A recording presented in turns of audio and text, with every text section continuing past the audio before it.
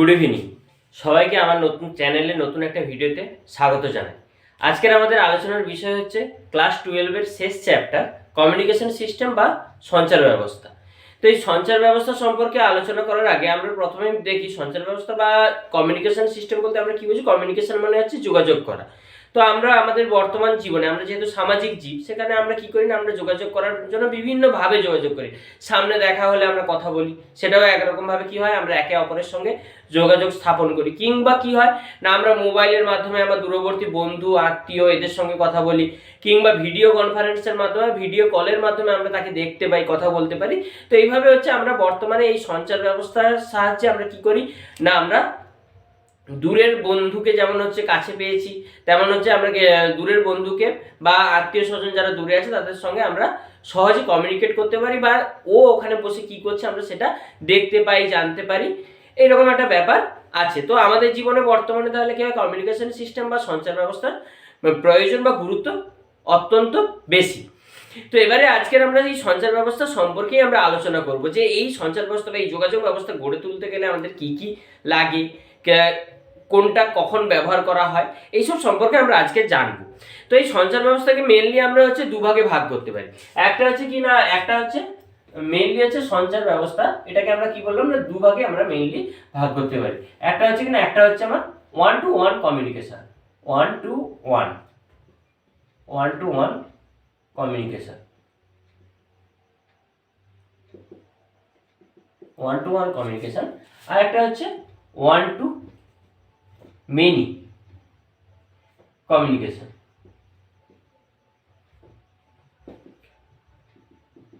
One to many communication.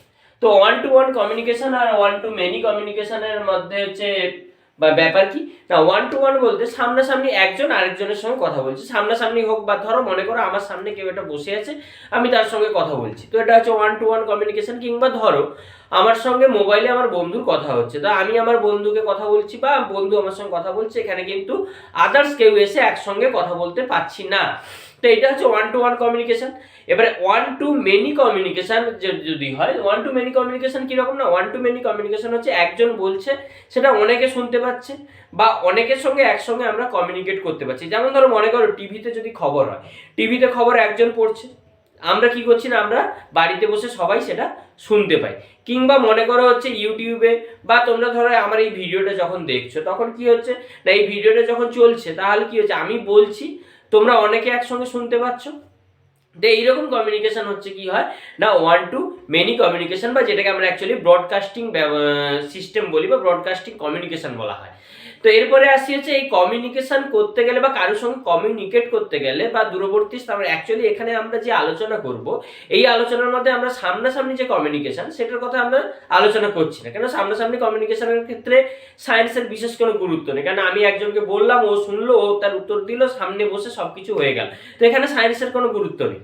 আমাদের দরকার কি, আমরা এক স্থান থেকে দূরবর্তী স্থানে যখন কথা বলার চেষ্টা করব, তখন সেই ব্যবস্থাটা যেটা, সেই যে কথা বলার প্রক্রিয়াটার জন্য কি হয় না, সায়েন্সের প্রয়োজন আছে। তো সেই যে সায়েন্সের যে প্রয়োজন বা সায়েন্সের গুরুত্ব, সেটাই হচ্ছে আমাদের এই কমিউনিকেশন সিস্টেমের মধ্যে আলোচনার বিষয়। তো এই কমিউনিকেশন সিস্টেমের জন্য কি কি লাগে, মেনলি প্রথমে আমি একটা কথা বলবো, তো সেই কথাটা হচ্ছে, তাহলে আমার কথাটা কি, আমার কথাটা হচ্ছে বার্তা বা তথ্য সংকেত। তাহলে প্রথমে লাগবে কি না, কমিউনিকেশন সিস্টেমের কম্পোনেন্ট বা element, component of communication system, component of communication system. এটা কমিউনিকেশন সিস্টেমের কি কি উপাদান দরকার, এক হচ্ছে আমার কি, তাহলে কি হলো, এক নম্বর হচ্ছে আমার তথ্য সংকেত। তথ্য সংকেত বলতে অ্যাকচুয়ালি আমি যে বার্তাটা পাঠাতে চাইছি, ধরো মনে করো আমি একটা কথা বলছি বা আমি আমার এই কথাগুলো বলছি, কি হচ্ছে না, এই কথাগুলো আমি কাউকে দিতে চাইছি। যেমন মনে করো আমার এই ক্লাসের বক্তব্য বা পড়ানোর বিষয়টা আমি তোমাদের মধ্যে দিতে চাইছি। তাহলে আমি যে কথাগুলো বলবো এই ক্লাস চলাকালীন, সেগুলো হচ্ছে কি না তথ্য সংকেত। তো এই তথ্য সংকেতকে আমি তোমাদের কাছে পৌঁছাতে চাই। তাহলে তোমাদের কাছে পৌঁছাতে গেলে কি হবে, তোমাদের কাছেও হচ্ছে তা এই তথ্য পাঠানোর জন্য একটা কি দরকার, প্রেরক মাধ্যম দরকার বা প্রেরক অ্যান্টেনা দরকার। তাহলে দ্বিতীয় হচ্ছে আমাদের দরকার হচ্ছে দুইতে আমরা কি বললাম, প্রেরক অ্যান্টেনা, যে কি করবেন আমার তথ্য সংকেতকে প্রেরণ করবে বা বাইরে ছড়িয়ে দেবে, প্রেরক অ্যান্টেনা। 3 দরকার কি?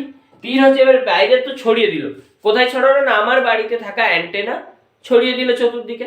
চতুর্দিকে ছড়িয়ে দেওয়ার ফলে এবারে কি হলো না, এবারে আমার বাড়ি থেকে ছড়ালে তো তোমাদের কাছে পৌঁছাবে না, তো ওখান পর্যন্ত যেতে হবে। তো যাওয়ার জন্য কি দরকার? একটা মাধ্যম দরকার।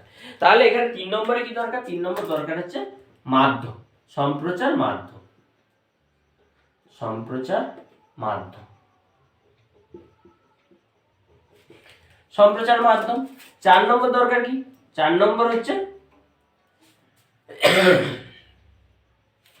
4 নম্বরে আমাদের দরকার, 4 নম্বর হচ্ছে একটা গ্রাহক অ্যান্টেনা। মানে তোমাদের কাছে গিয়ে যখন হচ্ছে সম্প্রচার মাধ্যমের ভিতরে তরঙ্গটা গেল, তো তরঙ্গটা গেলেই তো হবে না, সেটা কাউকে গ্রহণ করতে হবে। তো তার জন্য দরকার একটা গ্রাহক অ্যান্টেনা। গ্রাহক অ্যান্টেনা, গ্রাহক অ্যান্টেনা কি করলো না, তোমার বাড়িতে গ্রাহক অ্যান্টেনা থাকবে, ওই গ্রাহক অ্যান্টেনা কি করবে না, এই তো আমার পাঠানো তথ্য সংকেতটাকে গ্রহণ করবে এবং সে কি করবে না, সে গ্রাহক অ্যান্টেনা বা এটাকে হচ্ছে গ্রাহক অ্যান্টেনা বা রিসিভার, এটা গ্রহণ করে আমাকে কি করবে, এবারে তোমাকে হচ্ছে আউটপুট আকারে দেবে। তাহলে এখানে হচ্ছে আমরা একটা উপাদান, প্রথম হচ্ছে উপাদানগুলো হিসাবে প্রথমে একজন হচ্ছে প্রেরক থাকবে, প্রেরককে আমি তথ্য প্রেরণ করছি। তো আমার আমি কি প্রেরণ করবো না, তথ্য সংকেত প্রেরণ করব। সেই তথ্য সংকেত কি হচ্ছে না একটা অ্যান্টেনার সাহায্যে চতুর্দিকে ছড়িয়ে পড়বে। তো ওই অ্যান্টেনার সাহায্যে ছড়িয়ে পড়ার পর কি হবে, একটা মাধ্যমের মধ্য দিয়ে তথ্যটা এগোবে বা ওই তরঙ্গটা এগোবে, তথ্য তরঙ্গটা। তো ওই তথ্য তরঙ্গ এগোনোর পর তারপরে কি হবে, তোমাদের বাড়িতে একটা আছে রিসিভার থাকবে বা গ্রাহক অ্যান্টেনা থাকবে, যে কি করবে না তথ্যটাকে ওই তরঙ্গটাকে গ্রহণ করবে। গ্রহণ করার পর কি হবে, পুনরায় আমাদের সামনে আমি যে শুনছে, মানে তুমি যে শুনতে চাইছো, তোমার সামনে আমার এই তথ্য সংকেতটাকে পুনরায় তোমার সামনে উপস্থাপন করবে, তবেই তুমি কি হবে না আমার বলা কথাটা তুমি শুনতে পাবে। তো এই হচ্ছে মোটামুটি একটা রাফ আইডিয়া কি কি কম্পোনেন্ট আমরা পেয়ে থাকি। এরপরে আমরা আসছি সঞ্চার ব্যবস্থায় আমরা বেশ কিছু টার্ম ইউজ করি, এই টার্মগুলো সম্পর্কে আমরা প্রথমে একটু জেনে নেব, তারপরে আমরা জানবো সঞ্চার ব্যবস্থা অ্যাকচুয়ালি এখানে আমরা অনেকগুলো টার্ম ছেড়ে রেখেছি। তো অ্যাকচুয়াল সঞ্চার ব্যবস্থার একটা ব্লক ডায়াগ্রাম কিরকম হয় সেটা আমরা দেখব। তাহলে প্রথমেই আমরা তাহলে হচ্ছে এরপরে আমরা জানবো হচ্ছে যে টার্মগুলো ইউজ হয়, ফিউ টার্মস অ্যাবাউট হচ্ছে কমিউনিকেশন সিস্টেম। কি কি টার্মস ইউজ হয়, প্রথমেই আমরা তো এখানে তথ্য সংকেত তো আমরা ব্যবহার করব। তথ্য সংকেতের সঙ্গে তথ্য সংকেত কি হলো, তথ্য সংকেত আমি যে কথা বলছি, আমি কথা যেটা বলছি এটা কি, এটা নর্মালি হচ্ছে আমরা শব্দ তরঙ্গ। এই শব্দ তরঙ্গ কিন্তু আমি বেশি দূর পাঠাতে পারি না, কেননা শব্দ তরঙ্গ যন্ত্রের ভেতর দিয়ে শব্দ তরঙ্গ যেতে পারবে না। তো শব্দ তরঙ্গকে আমরা নর্মালি কি করি, একটা তরঙ্গে রূপান্তরিত করি। কি তরঙ্গ না, তড়িৎ তরঙ্গ বা ইলেকট্রিক সিগন্যাল ট্রান্সফার করা হয়। তো এই তথ্য সংকেতকে তাহলে কিসে ট্রান্সফার করব আমরা, তথ্য সংকেতকে আমরা ট্রান্সফার করব একটা তথ্য তরঙ্গে। তথ্য তরঙ্গ অ্যাকচুয়ালি কি হয় না, এটা হচ্ছে আমার সাউন্ড ওয়েভ, ধরো এটা হচ্ছে আমার সাউন্ড ওয়েভ, এটা সাউন্ড ওয়েভ হতে পারে। যদি ছবি তোলা হয় সেক্ষেত্রে লাইট ওয়েভ হবে। তাহলে সাউন্ড ওয়েভ থেকে কিসে ট্রান্সফার হলো, একটা ইলেকট্রিক ওয়েভ। তাহলে সাউন্ড ওয়েভ থেকে ইলেকট্রিক ওয়েভে ট্রান্সফার হলো। এই ইলেকট্রিক ওয়েভ কি করবে না, এইটা যে ট্রান্সফার করে, এখানে একটা যন্ত্র ব্যবহার করা হয় যে কি করে না সাউন্ড ওয়েভকে ইলেকট্রিক ওয়েভে ট্রান্সফার করে। একে বলা হয় ট্রান্সডিউসার। এর কোনো বাংলা নেই, এটা হচ্ছে ট্রান্সডিউসার। যেমন আমাদের ক্ষেত্রে কি হয় না, আমার এইখানে একটা মাইক আছে, এই মাইকটা হচ্ছে কি না, এটা একটা হচ্ছে ট্রান্সডিউসার। এ কি করছে, আমার কথাটাকে ইলেকট্রিক সিগন্যালে ট্রান্সফার করে তোমাদের কাছে পাঠানোর উপযোগী করছে। তো এই তথ্য তরঙ্গ, এবার ইলেকট্রিক সিগন্যাল তো হলো। ইলেকট্রিক সিগন্যাল অ্যাকচুয়ালি কি হলো, শব্দ তরঙ্গ যেমন দেখতে, ধরো মনে করো হচ্ছে আমার শব্দ তরঙ্গ যদি এই রকম হয়, এইটা যদি আমার শব্দ তরঙ্গের বিস্তার অনুসারে যদি এইরকম দেখতে হয় শব্দ তরঙ্গ, তাহলে ইলেকট্রিক সিগন্যালও কিন্তু সেম টাইপের হবে, শুধু কি হবে না এটা শব্দ, এটা তড়িৎ তরঙ্গে রূপান্তরিত হয়ে যাবে। এবারে হচ্ছে এই শব্দ তরঙ্গ নর্মালি আমি যদি কথা বললে ম্যাক্সিমাম যত দূর শোনা যায়, কত দূর শোনা যাবে, আমার বাড়ি থেকে 100 মিটার ম্যাক্সিমাম শোনা যাবে, আমি খুব চিৎকার করে যদি বলি। তাহলে এই কথা বলার তাহলে 100 মিটারের বাইরে কেউ শুনতে পাবে না। তাহলে তড়িৎ তরঙ্গেও যদি রূপান্তরিত করি তাহলে কিন্তু আমি সম্প্রচার করার সময় কিন্তু ওই 100 মিটারই আমি সম্প্রচার করতে পারবো, কেন হুবহু একই রকম। এবার তার থেকে যদি আমি আরো বেশি দূরত্বে পাঠাতে চাই, কেন তথ্য তরঙ্গে তাহলে দেখতে পাচ্ছি তথ্য তরঙ্গকে আমরা বেশি দূর পাঠাতে পারছি না, কারণ এর তরঙ্গ দৈর্ঘ্য অনেক বেশি। আর তরঙ্গ দৈর্ঘ্য অনেক বেশি হওয়ার কারণে মানে আমি যে শব্দ তরঙ্গ কথা বলি, আমরা জানি শব্দ তরঙ্গের তুলনায় তড়িৎ চুম্বকীয় তরঙ্গের তরঙ্গ দৈর্ঘ্য অনেক কম হয়, শক্তি অনেক বেশি হয়। শব্দ তরঙ্গ কি হয় না, শব্দ তরঙ্গ হচ্ছে যান্ত্রিক তরঙ্গ, এর হচ্ছে তরঙ্গ দৈর্ঘ্য অনেক বেশি এবং কি এর বেশি দূর যেতে পারে। কেন তরঙ্গ দৈর্ঘ্য বেশি হওয়ার কারণে আমরা কি জানি তরঙ্গের শক্তি E=h নিউ যেখানে হচ্ছে কম্পাঙ্ক বা hc/ল্যামডাও যদি করি তাহলে কি দেখছি শক্তি হচ্ছে তরঙ্গ দৈর্ঘ্যের ব্যস্তানুপাতিক। তাহলে তরঙ্গ দৈর্ঘ্য যদি বেড়ে যায় তাহলে শক্তি কি হবে, কমে যাবে। শক্তি কমে গেলে সে আর বেশি দূর দৌড়াতে পারবে না। আমার যদি শক্তি কম থাকে আমি কম রাস্তা যেতে পারবো, তাহলে সে আর বেশি দূর যেতে পারবে না। বেশি দূর যেতে না পারলে তাহলে আমার কি দরকার, তাহলে আমাকে এমন কারো সাহায্য দরকার যে আমাকে কি করবে, বেশি দূর নিয়ে যেতে পারে। যেমন মনে করো আমি আমার বাড়ি থেকে 200 কিলোমিটার যেতে চাই, তো আমি আমার বাড়ি থেকে 200 কিলোমিটার যাব, যদি আমি হেঁটে যেতে শুরু করি তাহলে কিন্তু 1 কিলোমিটার যাওয়ার পরে আমি ক্লান্ত হয়ে পড়বো এবং এক সময় আমি বসে পড়বো, আমার পক্ষে যাওয়া সম্ভব হবে না। তাহলে আমি 200 কিলোমিটার হেঁটে তো যেতে পারবো না, তাহলে আমার কি করে কিন্তু আমাকে যেতেই হবে কাজের প্রয়োজনে। তাহলে আমি কি করতে হবে, একটা গাড়ি নিতে হবে। গাড়ির সাহায্যে কি করবো না, গাড়িতে চড়ে আমি অনায়াসে 200 কিলোমিটার যেতে পারি। তাহলে বোঝা যাচ্ছে যে তথ্য তরঙ্গকেও একই রকম ভাবে বেশি দূর যেতে গেলে আমাকে একটা তরঙ্গের সাহায্য নিতে হবে, যে কি করবে আমাকে ওই রাস্তাটা বা আমি যতদূর পাঠাতে চাই ততদূর পর্যন্ত অনায়াসে পৌঁছে দিতে পারে। এই তরঙ্গটা কি বলা হয় না, এই তরঙ্গটাকে বলা হয় বাহক তরঙ্গ। তাহলে এইখানে দরকার একটাকে বাহক তরঙ্গ, বাহক তরঙ্গ। তো এই বাহক তরঙ্গ কি করে, বাহক তরঙ্গ বা ক্যারিয়ার ওয়েভ যেটা, এটা কি করে, এটা হচ্ছে তথ্য তরঙ্গের তুলনায় অনেক কম তরঙ্গ দৈর্ঘ্য এবং অনেক বেশি কম্পাঙ্কের একটা তরঙ্গ, যেটা কি করে না অনায়াসে তথ্য তরঙ্গকে বয়ে অন্য জায়গায় নিয়ে যেতে পারে, কারণ এর শক্তি বেশি। এ ঘাড়ে করে নিয়ে চলে গেল কাকে, তথ্য তরঙ্গকে নিয়ে চলে গেল। এরপরে হচ্ছে যাই হোক, বাহক তরঙ্গের ঘাড়ে চেপে তথ্য তরঙ্গ পৌঁছালো কোথায়, দেখো পৌঁছালো হচ্ছে যেখানে পাঠাতে চাই সেখানে পৌঁছাবে। তো এই বাহক তরঙ্গ তথ্য তরঙ্গ তো একসঙ্গে এমনি এমনি মিশে যাবে না, তো এদের মেশাতে হবে, মানে তথ্য তরঙ্গকে বাহক তরঙ্গের ঘাড়ে চাপিয়ে বসাতে হবে। তো বসানোর জন্য একটা যন্ত্র চাই, সেই যন্ত্রের নাম হচ্ছে, এখানে সেই যন্ত্রের নাম কি বললো না, সেই যন্ত্রকে বলা হয় হচ্ছে বিরূপক, বিরূপক বিরূপক বা মডুলেটর, মডুলেটর। তাহলে বিরূপক বা মডুলেটর কি করে না, বাহক তরঙ্গের সঙ্গে তথ্য তরঙ্গকে মিশিয়ে দেয়। তো এই বাহক তরঙ্গের সঙ্গে তথ্য তরঙ্গকে মেশানো যন্ত্রের নাম হচ্ছে বিরূপক বা মডুলেটর।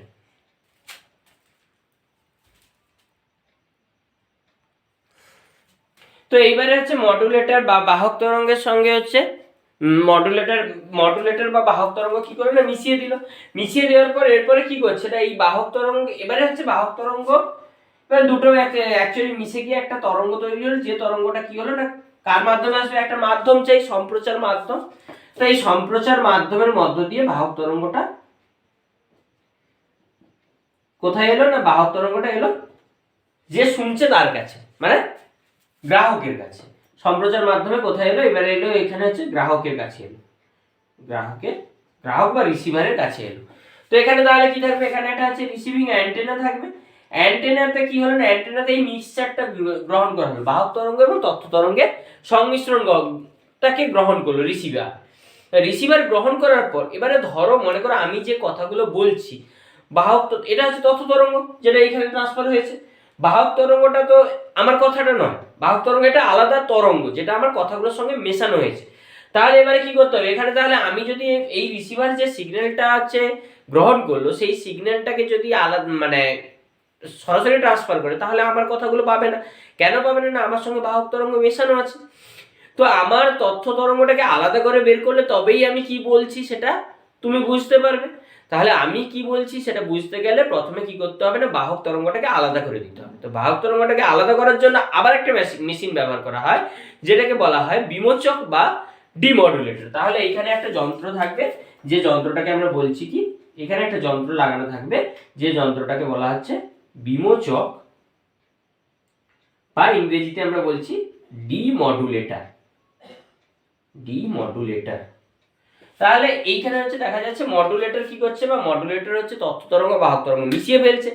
বাহক তরঙ্গ এবারে হচ্ছে কি হচ্ছে না, সেই মেশানোটা অনেক দূর পর্যন্ত গেল, অনেক দূর পর্যন্ত যাওয়ার পর কি হচ্ছে, অনেক দূর পর্যন্ত যাওয়ার পর আবার বাহক তরঙ্গ এবং তথ্য তরঙ্গকে আলাদা করে দেওয়া হচ্ছে, যাতে কি মানে যখন আমার রিসিভার যখন পেয়ে যাচ্ছে, মানে যার কাছে পৌঁছানোর কথা সে যখন পেয়ে যাচ্ছে, তখন কি করছে না, তখন হচ্ছে বাহক তরঙ্গকে তথ্য তরঙ্গ থেকে আলাদা করে দিচ্ছে, ফলে তথ্য তরঙ্গটা আলাদা হয়ে বেরিয়ে গেল। এবারে এই তথ্য তরঙ্গ কিন্তু ইলেকট্রিক সিগন্যাল, আমি তো আর ইলেকট্রিক সিগন্যাল শুনতে পাবো না। ধরো আমি কথা বলছি, এটা যদি ইলেকট্রিক সিগন্যাল ফরম্যাটে তোমার কাছে পৌঁছে, তুমি তো শুনতে পাবে না। তাহলে ইলেকট্রিক সিগন্যালটাকে আবার সাউন্ড ওয়েভে, মানে এরকম ট্রান্সডিউসারের সাহায্যে, ট্রান্সডিউসার অ্যাকচুয়ালি ভাইস ভার্সা, মানে তথ্য সংকেত থেকে ইলেকট্রিক সিগন্যাল থেকে মেকানিক্যাল সিগন্যালে ট্রান্সফার করতে পারে, আবার মেকানিক্যাল সিগন্যাল থেকে ইলেকট্রিক্যাল সিগন্যাল ট্রান্সফার করতে পারে। তো এরকম একটা ট্রান্সডিউসার ব্যবহার করে পুনরায় তথ্য তরঙ্গে ট্রান্সফার করা হবে। তো এই হচ্ছে মোটামুটি একটা তথ্য তরঙ্গ টোটাল কমিউনিকেশন সিস্টেম কিভাবে চলে তার একটা ঘটনা। তাহলে এখানে নতুন টার্ম বলতে আমরা জানলাম বিমোচন বা বিরূপক, বা বিরূপক যে মডুলেটর তার কাজ আমরা জানলাম। তো বিরূপক যে কাজটা করছে সেটাকে আমরা বলি মডুলেশন বা বিরূপণ। তাহলে বাহক তরঙ্গের সঙ্গে তথ্য তরঙ্গ মিশিয়ে ফেলাকে আমরা বলছি বিরূপণ, যে কাজটা করে তাকে আমরা বলছি মডুলেটর বা বিরূপক। আর বাহক তরঙ্গ থেকে তথ্য তরঙ্গকে আলাদা করার জন্য যেটা ব্যবহার করি সেটাকে আমরা বলছি বিমোচক, বা প্রক্রিয়াটাকে বলা হয় বিমোচন বা ডিমডুলেশন, যন্ত্রটাকে বলা হয় বিমোচক বা ডিমডুলেটর। তাহলে এখানে আমরা দেখতে পাচ্ছি যে একটা বাহক তরঙ্গের কেন প্রয়োজন হয় তাও আমরা বুঝতে পারলাম, যে তথ্য সংকেত নিজে একা বেশি দূর যেতে পারে না, কেননা সেটা সাউন্ড ওয়েভের মতোই।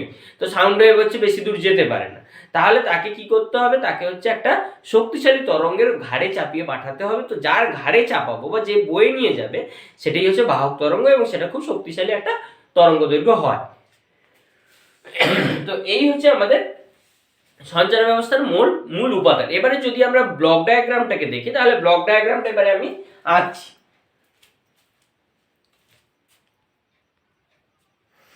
তো এবারে দেখো, একটা হচ্ছে block diagram of communication system, বা কমিউনিকেশন সিস্টেম একটা ব্লক ডায়াগ্রাম এঁকেছি। এতক্ষণ যা বললাম এটাকে আমরা একটা ছকের সাহায্যে দেখানোর চেষ্টা করছি। প্রথমে দেখো এখানে আছে হচ্ছে তথ্য সংকেত।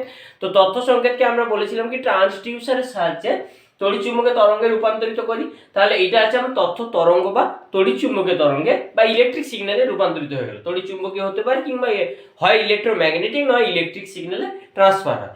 তো এরকম একটা সিগন্যালে ট্রান্সফার হলো, তারপরে ওই সিগন্যাল কি হলো, ওই সিগন্যাল এখানে এলো কোথায় না মডুলেটরের মধ্যে হচ্ছে সিগন্যালটা এলো। মডুলেটরের মধ্যে সিগন্যাল আসার সঙ্গে সঙ্গে মডুলেটরের কাজ কি না, এই সিগন্যালটা যেহেতু বেশি দূর যেতে পারে না, তো এর জন্য একে একটা বাহক তরঙ্গের ওপর চাপানো হবে। তো এখানে একটা বাহক তরঙ্গ বাইরে থেকে দেওয়া হলো, তো দুটোকে মিশিয়ে ফেললো।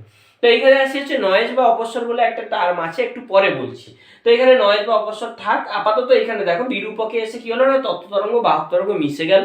তো মিশে যাওয়ার পর এবার কি হলো, এই মিশ্রিত যে তরঙ্গটা, এটা কি হবে, এটা অনেক বেশি দূর পর্যন্ত যেতে পারে। তো এটাকে পাঠানোর জন্য একটা অ্যান্টেনা চাই, যে কি করবে না, সিগন্যাল চতুর্দিকে ছড়িয়ে পড়বে।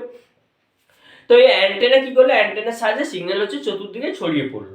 অ্যান্টেনা আমরা দেখি এরকম করে উঁচু উঁচু বসানো থাকে, যাকে আমরা মোবাইলের ক্ষেত্রে যেমন আমরা হচ্ছে টাওয়ার দেখি, টাওয়ার কি করে না, বিভিন্ন জায়গায় সিগন্যালকে ছড়িয়ে দেয়। তো এরকম একটা অ্যান্টেনা থাকে, অ্যান্টেনার সাহায্যে কি করবে না, এই প্রেরক অ্যান্টেনা হচ্ছে সিগন্যালটাকে ছড়িয়ে দেবে।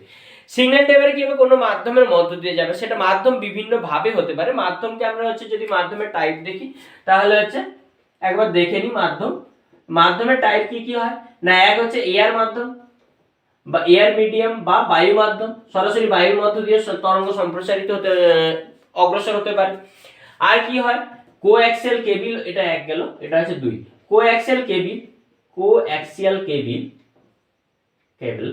বা সমাক্ষ রজ্জু। এটা কিরকম না, সমাক্ষ রজ্জু হচ্ছে একটা তারের মধ্য দিয়ে সিগন্যালটা যায়, কোনো তামার তারের মধ্য দিয়ে সিগন্যাল যায়। যেমন বাড়িতে যে কেবিল লাইনের তার আছে, ওগুলো হচ্ছে বর্তমানে বেশিরভাগ ক্ষেত্রে যদিও অপটিক্যাল ফাইবার ব্যবহার করা হয়, আগে কিন্তু এরকম কোঅ্যাক্সিয়াল কেবিল ব্যবহার করা হতো, এবং এখনো কিছু কিছু জায়গায় ব্যবহার হয়।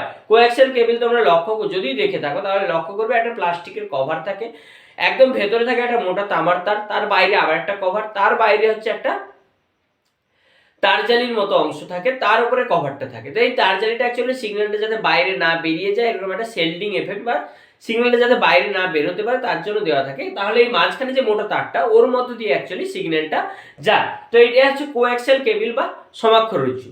এবারে লাস্ট 3 নম্বর হচ্ছে যেটা বর্তমানে সবচেয়ে বেশি ব্যবহৃত হয়, সেটা হচ্ছে আলোক তন্তু বা optical fibre. Optical fibre actually কি হয় না, আলোর সিগন্যালটা অ্যাকচুয়ালি অপটিক্যাল সিগন্যাল হয়।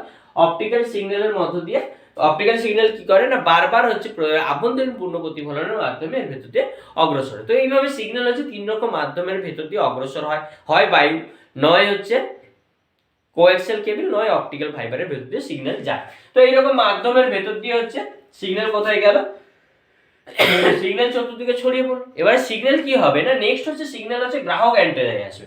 গ্রাহক অ্যান্টেনার কাজ কি, গ্রাহক অ্যান্টেনার কাজ হচ্ছে সিগন্যালটাকে গ্রহণ করা।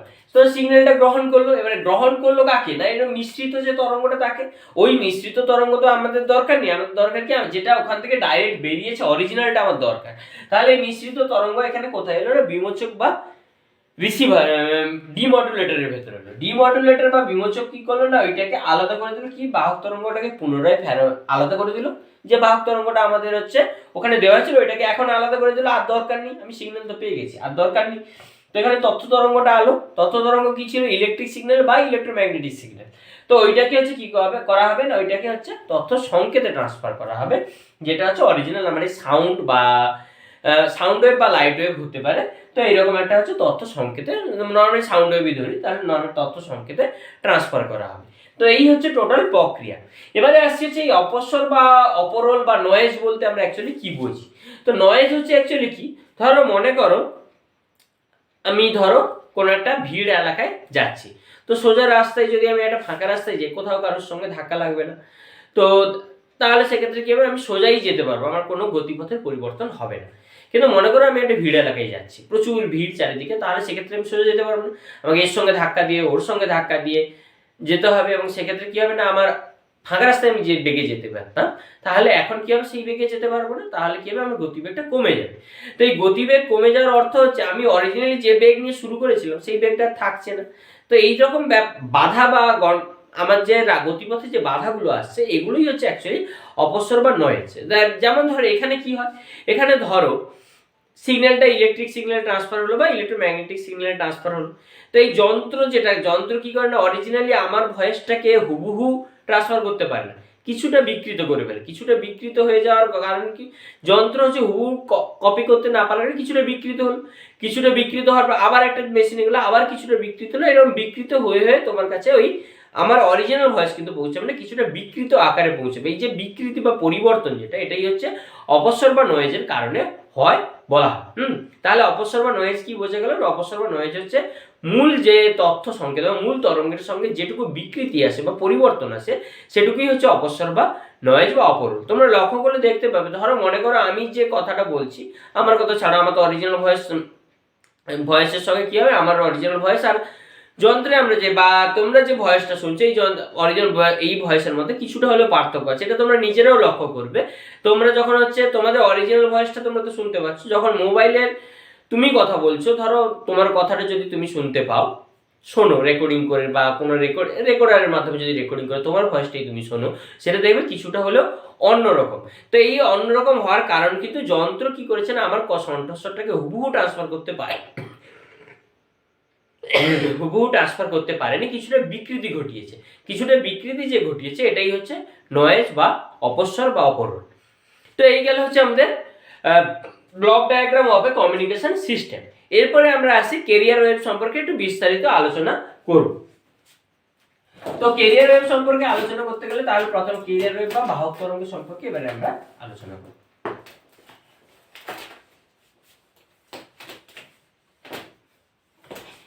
এই কমিউনিকেশন সিস্টেম অ্যাকচুয়ালি হচ্ছে আমাদের এখানে ক্লাস 12 এ কিছুটা অংশ আছে, বেশি ডিটেলস নেই, ডিটেলসগুলো আছে কিন্তু হায়ার স্টাডিজের ক্ষেত্রে তোমরা এই ডিটেলস নিয়ে পড়তে পারবে। তো এবারে আমরা তাহলে আলোচনা করব কি নিয়ে, এখানে আমরা আলোচনা করব বাহক তরঙ্গ নিয়ে, বাহক তরঙ্গ বা ক্যারিয়ার ওয়েভ। তাহলে বাহক তরঙ্গ বললাম কি, বাহক তরঙ্গ অবশ্যই হচ্ছে তথ্য তরঙ্গের থেকে অনেক বেশি কম্পাঙ্কের, অনেক বেশি কম্পাঙ্ক এবং অনেক কম তরঙ্গ দৈর্ঘ্যের হতে হবে, এরকম একটা তরঙ্গকে নির্বাচন করা হয় যে কি করে তথ্য সংকেতকে বহুদূর বয়ে নিয়ে যেতে পারে। তো বিভিন্ন তথ্য তরঙ্গকে আমাদের বিভিন্ন দূর পর্যন্ত বিভিন্ন জায়গায় পাঠানোর দরকার পড়ে, মানে অ্যাকচুয়ালি আমাদের তরঙ্গ তো সবসময় সমান নয়। ধরো মনে করো আমি আমার তরঙ্গটাকে সামান্য আমার গ্রামের মধ্যে আমি সীমাবদ্ধ রাখতে চাই, এর বাইরে পাঠাতে চাই না, তাহলে সেক্ষেত্রে সেই রকম বাহক তরঙ্গ ব্যবহার করতে হবে যেটা আমার জাস্ট আমার গ্রামটাকে গ্রামের চতুর্দিকে যেতে পারবে ওইটুকু হলেই হবে। আবার ধরো মনে করো আমি আমার কথাটাকে এখান থেকে আমেরিকায় পাঠাতে চাই, তাহলে আমেরিকায় পাঠাতে গেলে তাহলে আরো অনেক বেশি শক্তিশালী তরঙ্গ দৈর্ঘ্য দরকার, যেটা কি করবে আমার তথ্যটাকে বয়ে নিয়ে যেতে পারবে।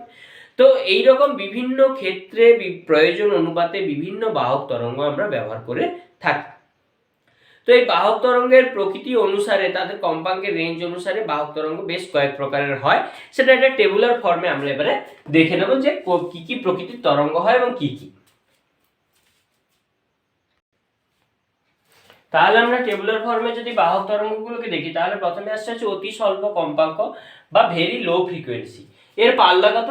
এর পাল্লা আছে এর তরঙ্গ দৈর্ঘ্যের পাল্লা আছে 3 থেকে 300 কিলোহার্জ।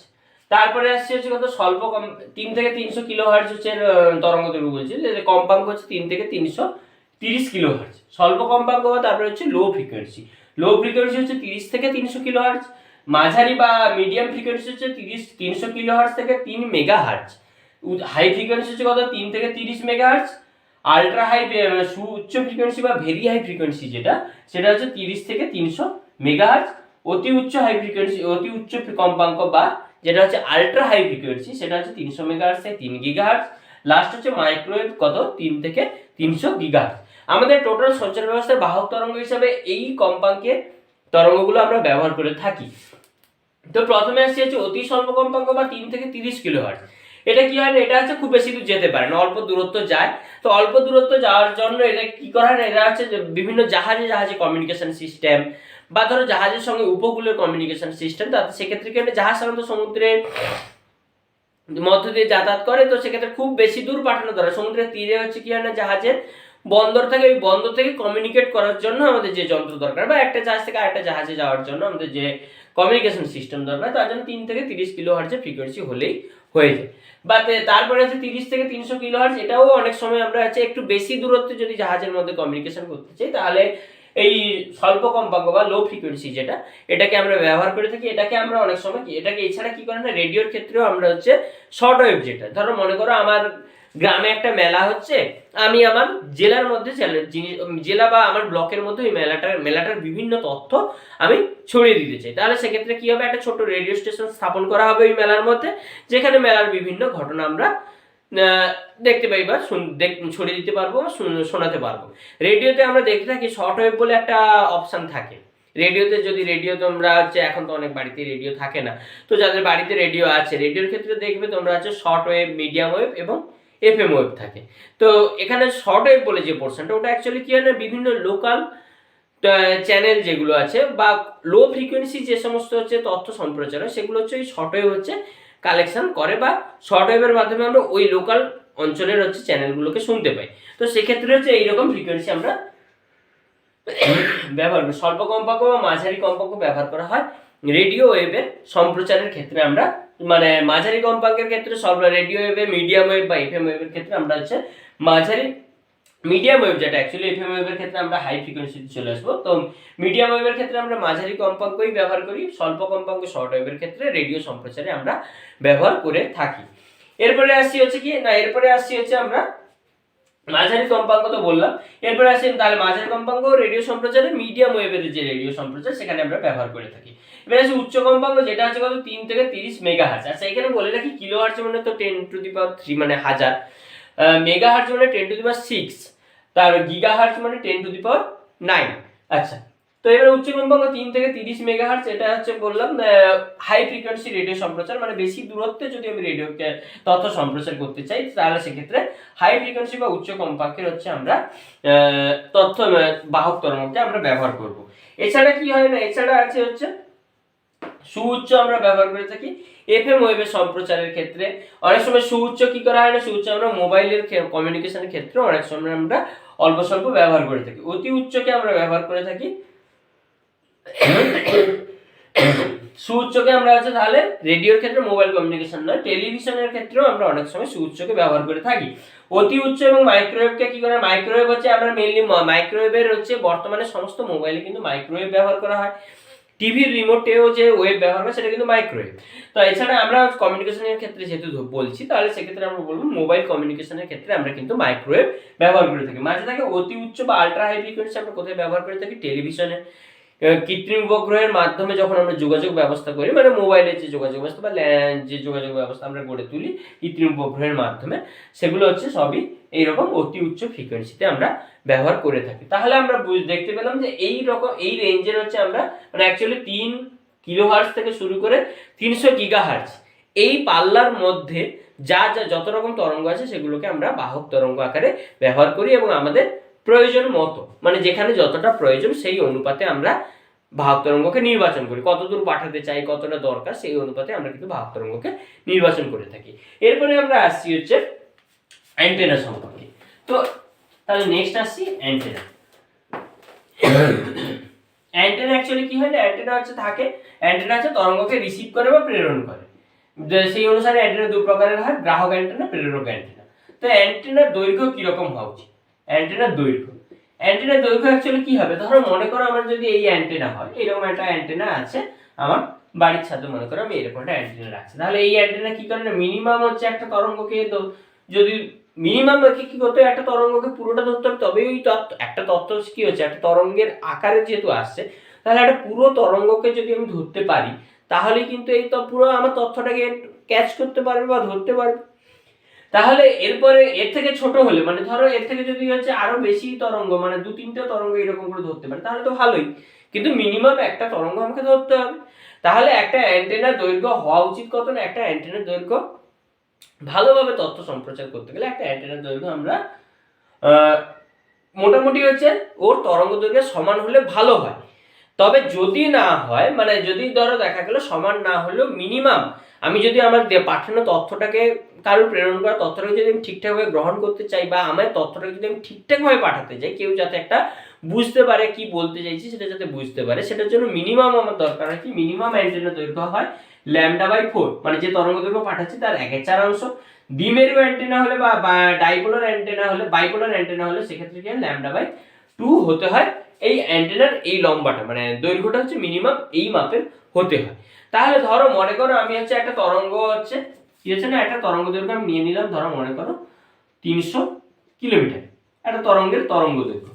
তো একটা তরঙ্গ দৈর্ঘ্য যদি 300 কিলোমিটার হয়, তাহলে হচ্ছে কি হবে, আচ্ছা তরঙ্গ দৈর্ঘ্য এরকম 300 কিলোমিটার না ধরে আমি ধরছি একটা কম্পাঙ্ক নিয়ে নিচ্ছি, একটা কম্পাঙ্ক এফ ইজিক্যাল টু কত না 3 কিলোহার্টজ, লোয়েস্ট যেটা ওইটা ধরছি, কেননা এরপরে আরো মানটা বাড়তে থাকবে। তো এফ হচ্ছে 3 কিলোহার্টজ ধরছি একটা তরঙ্গ, তাহলে 3 কিলোহার্টজের একটা তরঙ্গ পাঠাতে গেলে তাহলে ল্যামডা সমান কত হবে, ল্যামডা সমান হচ্ছে সি বাই কত এন, কেন আমরা জানি ভি সমান এন ল্যামডা বা সি সমান এন ল্যামডা, তাহলে সি বাই এন বা এফ হোক করতে পারি, যেহেতু এখানে তরঙ্গটাকে কম্পাঙ্কটাকে এফ ধরেছি, তাহলে সি বাই এ, তাহলে সি কতটা 3 × 10⁸, বাই হচ্ছে কত 3 কিলোহার্টজ, তাহলে 3 × 1000, তাহলে 3 কেটে গেল, এখানে হচ্ছে 1000 মানে হচ্ছে 3টে কমে যাবে, হয়ে যাবে কত 10⁵, এত হচ্ছে কি না এত মিটার। যদি 10⁵ মিটার ধরি, তাহলে এর সঙ্গে 1000 আলাদা করে দিলে হয়ে যাবে কত 100 কিলোমিটার।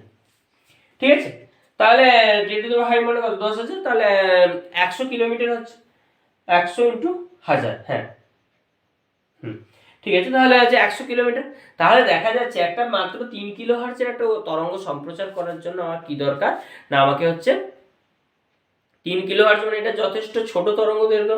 আমি যদি নর্মাল আমার কথাটাকে ধরি, তাহলে আমার কথার তরঙ্গ দৈর্ঘ্য কিন্তু এর থেকে অনেক বেশি, তো সেক্ষেত্রে এই মানটা আরো বেশি হয়ে যাবে, এই মানটা আরো বেশি হয়ে গেলে কি হবে, তার কম্পাঙ্ক, এইটা কম্পাঙ্ক বলা হলো, তাহলে 3 কিলোহার্টজ থেকে আমার তথ্য তরঙ্গের কি হবে, আমার নর্মাল বলা কথা হচ্ছে তরঙ্গ দৈর্ঘ্যের তুলনায় অনেক বেশি, মানে কম্পাঙ্কটা অনেক কম।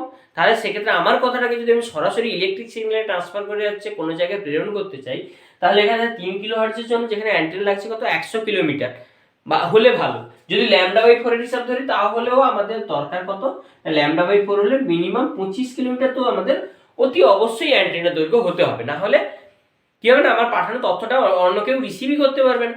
তাহলে মোটামুটি 25 কিলোমিটারের একটা চওড়া একটা অ্যান্টেনা বসাতে হবে কি না, এই 3 কিলোহার্টজের একটা তরঙ্গ পাঠানোর জন্য। তাহলে দেখা যাচ্ছে আর আমাদের নর্মাল তরঙ্গ, নর্মাল যদি আমাদের কথা হয় বা আমাদের যদি অল্প সাউন্ডে যে কথা বলবো, কিন্তু সাউন্ড ওয়েভ যদি ডাইরেক্ট ইলেকট্রিক সিগন্যাল ট্রান্সফার করি, তাহলে কিন্তু সেগুলো এর থেকে আরও কম কম্পাঙ্কের হয়। তাহলে সেগুলো পাঠাতে আরও বড় অ্যান্টেনা দরকার। তাহলে এই 25 কিলোমিটার অ্যান্টেনা কিন্তু আমার বাড়ির ছাদে বসানো সম্ভব নয়, কারণ আমার বাড়ির ছাদ হচ্ছে 1 কিলোমিটারও নয়, 200-300 মিটার, 200 মিটার হলেই হচ্ছে বাড়ির ছাদ অনেক বড় লম্বা হয়ে যায়। তাহলে 25 কিলোমিটার কোথায় পাবো? 25 কিলোমিটার মানে একটা বিরাট একটা রাস্তা জুড়ে একটা অ্যান্টেনা বসিয়ে রাখতে হবে শুধু একটা তথ্য ধরার জন্য, যেটা বাস্তবে কখনোই সম্ভব না। এত বড় অ্যান্টেনা কখনোই আমরা বসাতে পারবো না। তাহলে কি উপায় না, তাহলে উপায় হচ্ছে আমাকে এই ফ্রিকোয়েন্সিটা যদি বেড়ে যায়, মানে 3 কিলোহার্টজের জায়গায় ধরো 300 গিগাহার্টজ যদি হয়ে যায়, 300 গিগাহার্টজ মানে কত না, 300 × 10⁹, সঙ্গে সঙ্গে কি হয়ে যাবে না, অ্যান্টেনার দৈর্ঘ্য অনেকটা কমে যাবে। তখন যেই অ্যান্টেনা দৈর্ঘ্য ধরো এটা যদি 300 গিগাহার্টজ হতো, তাহলে কত না 3 × 10⁸ হয়ে যেত, বাই হচ্ছে 300 × 10⁹। তাহলে সেখানে অ্যান্টেনার দৈর্ঘ্য খুব ছোট হয়ে যাবে। তা অ্যান্টেনার দৈর্ঘ্য খুব ছোট হয়ে যাওয়ার অর্থ হচ্ছে এখানে কত হয়ে যাবে, অ্যান্টেনার দৈর্ঘ্য 3 কেটে যাবে, এটা হবে 10⁻11, 8 থেকে গেলে হচ্ছে 10⁻³ -3 মানে 0.001, এত হচ্ছে এত মিটার, মানে অ্যাকচুয়ালি হচ্ছে দাঁড়াচ্ছে কত,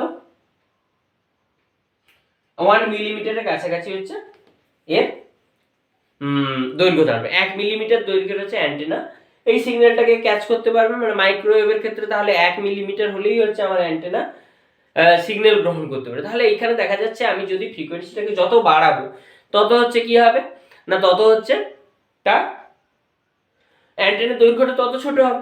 এবারে ফ্রিকোয়েন্সি বাড়াতে গেলে আমি তো আর চিৎকার করে কথা বলতে পারবো না, আমার একটা লিমিট আছে, আমি একটা ম্যাক্সিমাম একটা জোর পর্যন্ত বলতে পারি। তো তার পরেও যদি আমাকে আরো ফ্রিকোয়েন্সি দরকার হয় বেশি, যে আরো শক্তিশালী তরঙ্গ তৈরি করতে হবে, আরো জোরে কথা বলতে হবে, সেটা তো আমার পক্ষে সম্ভব না। তখন আমাকে সাহায্য নিতে হবে কার দরকার, বাহক তরঙ্গ বা ক্যারিয়ার ওয়েভের দরকার। ক্যারিয়ার ওয়েভ কি করবে না, ওর ক্ষমতা আছে, ও হচ্ছে আমার কথাটাকে ওর সঙ্গে মিশিয়ে একটা শক্তিশালী তরঙ্গ করে তখন এইরকম একটা কম্পাঙ্কে 300 গিগাহার্টজের কাছাকাছি একটা কম্পাঙ্কে চলে আসবে, তখন কি হবে না, অনায়াসে নিয়ে যেতে পারবে। তাহলে বোঝা গেল অ্যান্টেনার দৈর্ঘ্য কতটা হওয়া উচিত, কেন আমরা হচ্ছে তরঙ্গটাকে বাড়াই, অ্যান্টেনার প্রয়োজনে আমরা কিন্তু বাহক তরঙ্গের ব্যবহার করে থাকি। তো এই গেল হচ্ছে ঘটনা। এরপরে আমরা আসবো হচ্ছে এরপরে আমরা আসছি হচ্ছে সম্প্রচার পট্টি সম্পর্কে। সম্প্রচার পট্টি বা ব্যান্ডউইথ কি জিনিস? সম্প্রচার পট্টি বা ব্যান্ডউইথ হচ্ছে, ধরো মনে করো 2-3খানা চ্যানেল আছে সম্প্রচার পট্টি। তো নেক্সট আমরা আসছি হচ্ছে সম্প্রচার পট্টি বা ব্যান্ডউইথ। সম্প্রচার পট্টি বা ব্যান্ডউইথ। তো সম্প্রচার পট্টি বা ব্যান্ডউইথ কি জিনিস না, দেখো ধরো আমার 2-3খানা চ্যানেল আছে, ধরো মনে করো আমরা আছে এফএম এর কথাই ধরি, রেডিও মির্চি আছে 98.3, তারপরে ধরো মনে করো বিগ এফএম আছে 92.7, এইরকম হচ্ছে রেড এফএম আছে আরো একটা অন্য চ্যানেল এইরকম। তো এরকম বেশ কয়েকটা এফএম চ্যানেল আছে, প্রত্যেকে কিন্তু যে যার একই সঙ্গে কিন্তু প্রত্যেকটা চ্যানেলে কিন্তু আলাদা আলাদা ভাবে গান বাজনা হচ্ছে, কোনোটায় গল্প হচ্ছে, কোনোটায় হয়তো কোনো আলোচনা চলছে। তো এরকম ভাবে একই সঙ্গে কিন্তু অনুষ্ঠান সম্প্রচার হচ্ছে। তো এই অনুষ্ঠান যে একই সঙ্গে সম্প্রচার হচ্ছে, তাহলে এগুলো আমি আলাদা আলাদাভাবে বাড়িতে বসে যখন পাবো, কিরকম পাবো, যদি সবাই একই ফ্রিকোয়েন্সিতে, ধরো মনে করো সবাই ফ্রিকোয়েন্সি এক, সবাই হচ্ছে 3 কিলোহার্টজ, কি ধরো মনে করো সবাই হচ্ছে 30 মেগাহার্টজের ফ্রিকোয়েন্সি সবাই ব্যবহার করছে। 3খানা চ্যানেল মনে করো, এটা হচ্ছে এ চ্যানেল, এটা বি চ্যানেল, এটা হচ্ছে সি চ্যানেল। এও ব্যবহার করছে 30 মেগাহার্টজ, এও ব্যবহার করছে 30 মেগাহার্টজ, এও ব্যবহার করছে 30 মেগাহার্টজ। তাহলে কি হবে না, তাহলে আছে এ যে সিগন্যালটা ছাড়ছে, এ যে সিগন্যালটা ছাড়ছে, 3খানা চ্যানেলের সিগন্যাল কি হচ্ছে, সব একই রকম। তাহলে আমি যখন রিসিভারে হচ্ছে গ্রহণ করতে চাইবো, তখন কি হবে না, তখন হচ্ছে 3টেই একসঙ্গে এসে ঢুকে পড়বে। তো আমি না বুঝতে পারবো গল্প, না বুঝতে পারবো আলোচনাটা, না বুঝতে পারবো গানটা, কোনোটাই বুঝতে পারবো না, সবকটা ঘেঁটে গিয়ে একসঙ্গে একটা গন্ডগোল পাকিয়ে খিচুড়ি পাকানো অবস্থা হয়ে যাবে। তাহলে আমাকে কি করতে হবে না, তাহলে আমাকে প্রত্যেকে যদি আলাদা আলাদা কম্পাঙ্ক ব্যবহার করে, ধরো মনে করো এ 30 ব্যবহার করলো, এ সেখানে ব্যবহার করলো হয়তো 90, এ হয়তো ব্যবহার করলো 120, তাহলে প্রত্যেকের কম্পাঙ্ক আলাদা। তো প্রত্যেকের কম্পাঙ্ক আলাদা যদি হয়, তখন কিন্তু আমি এখানে আমার যন্ত্রে মানে আমার যে রিসিভারে আমি যদি একটা ফ্রিকোয়েন্সি সেট করে দিই যে আমার রিসিভার 30 মেগাহার্টজের কম্পাঙ্ক ব্যবহার করার জন্য বর্তমানে বা গ্রহণ করার জন্য রেডি, তখন কি হবে, 30 মেগাহার্জ সেট করলে শুধুমাত্র এই চ্যানেলটা আসবে। যদি 90 মেগাহার্জ সেট করি তাহলে শুধুমাত্র বি চ্যানেলটা আসবে। যদি 120 সেট করি তাহলে শুধুমাত্র সি চ্যানেলটা আসবে। তাহলে প্রত্যেকের আলাদা ফ্রিকোয়েন্সি অবশ্যই দরকার। তাহলে কি হবে না, যে যারা আলাদা ফ্রিকোয়েন্সি হলে আমি প্রত্যেকটা চ্যানেলকে আলাদাভাবে শ্রোতা শুনতে পারবে, এবং কি হবে না, তাহলে আমাদের পক্ষে সম্প্রচার করাও সুবিধাজনক হবে। এবারে হচ্ছে তাহলে এবারে এই কারণে কি হয়, আমাদের একটা সম্প্রচারের জন্য একটা আলাদা আলাদা তরঙ্গ দৈর্ঘ্য দরকার। এবারে পটি বা একটা অঞ্চলে কেন দরকার হয়,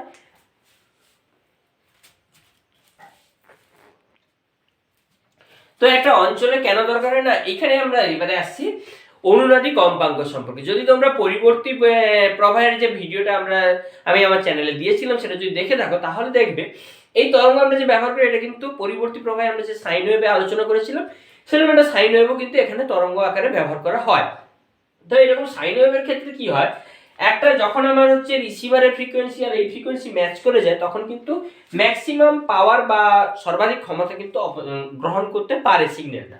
তো এইরকম হচ্ছে সর্বাধিক ক্ষমতা, ধরো এখানে হচ্ছে আমার এই ফ্রিকোয়েন্সিতে সর্বাধিক ক্ষমতা আমরা পাচ্ছি। তো এর দুদিকে মানে ধরো আমার রেডিওর ক্ষেত্রে যদি ধরি, রেডিওর নবটা যদি আমি একটু ঘোরাই একটা ফ্রিকোয়েন্সিতে, ধরো মনে করো আমি হচ্ছে রেডিও মির্চিকে আমি ধরলাম 98.3 তে, পার্টিকুলার 98.3 সোজা যখন কাঁটাটা আছে তখন কিন্তু আমি রেডিও মির্চির কথাবার্তা গান ফান শুনতে পাচ্ছি।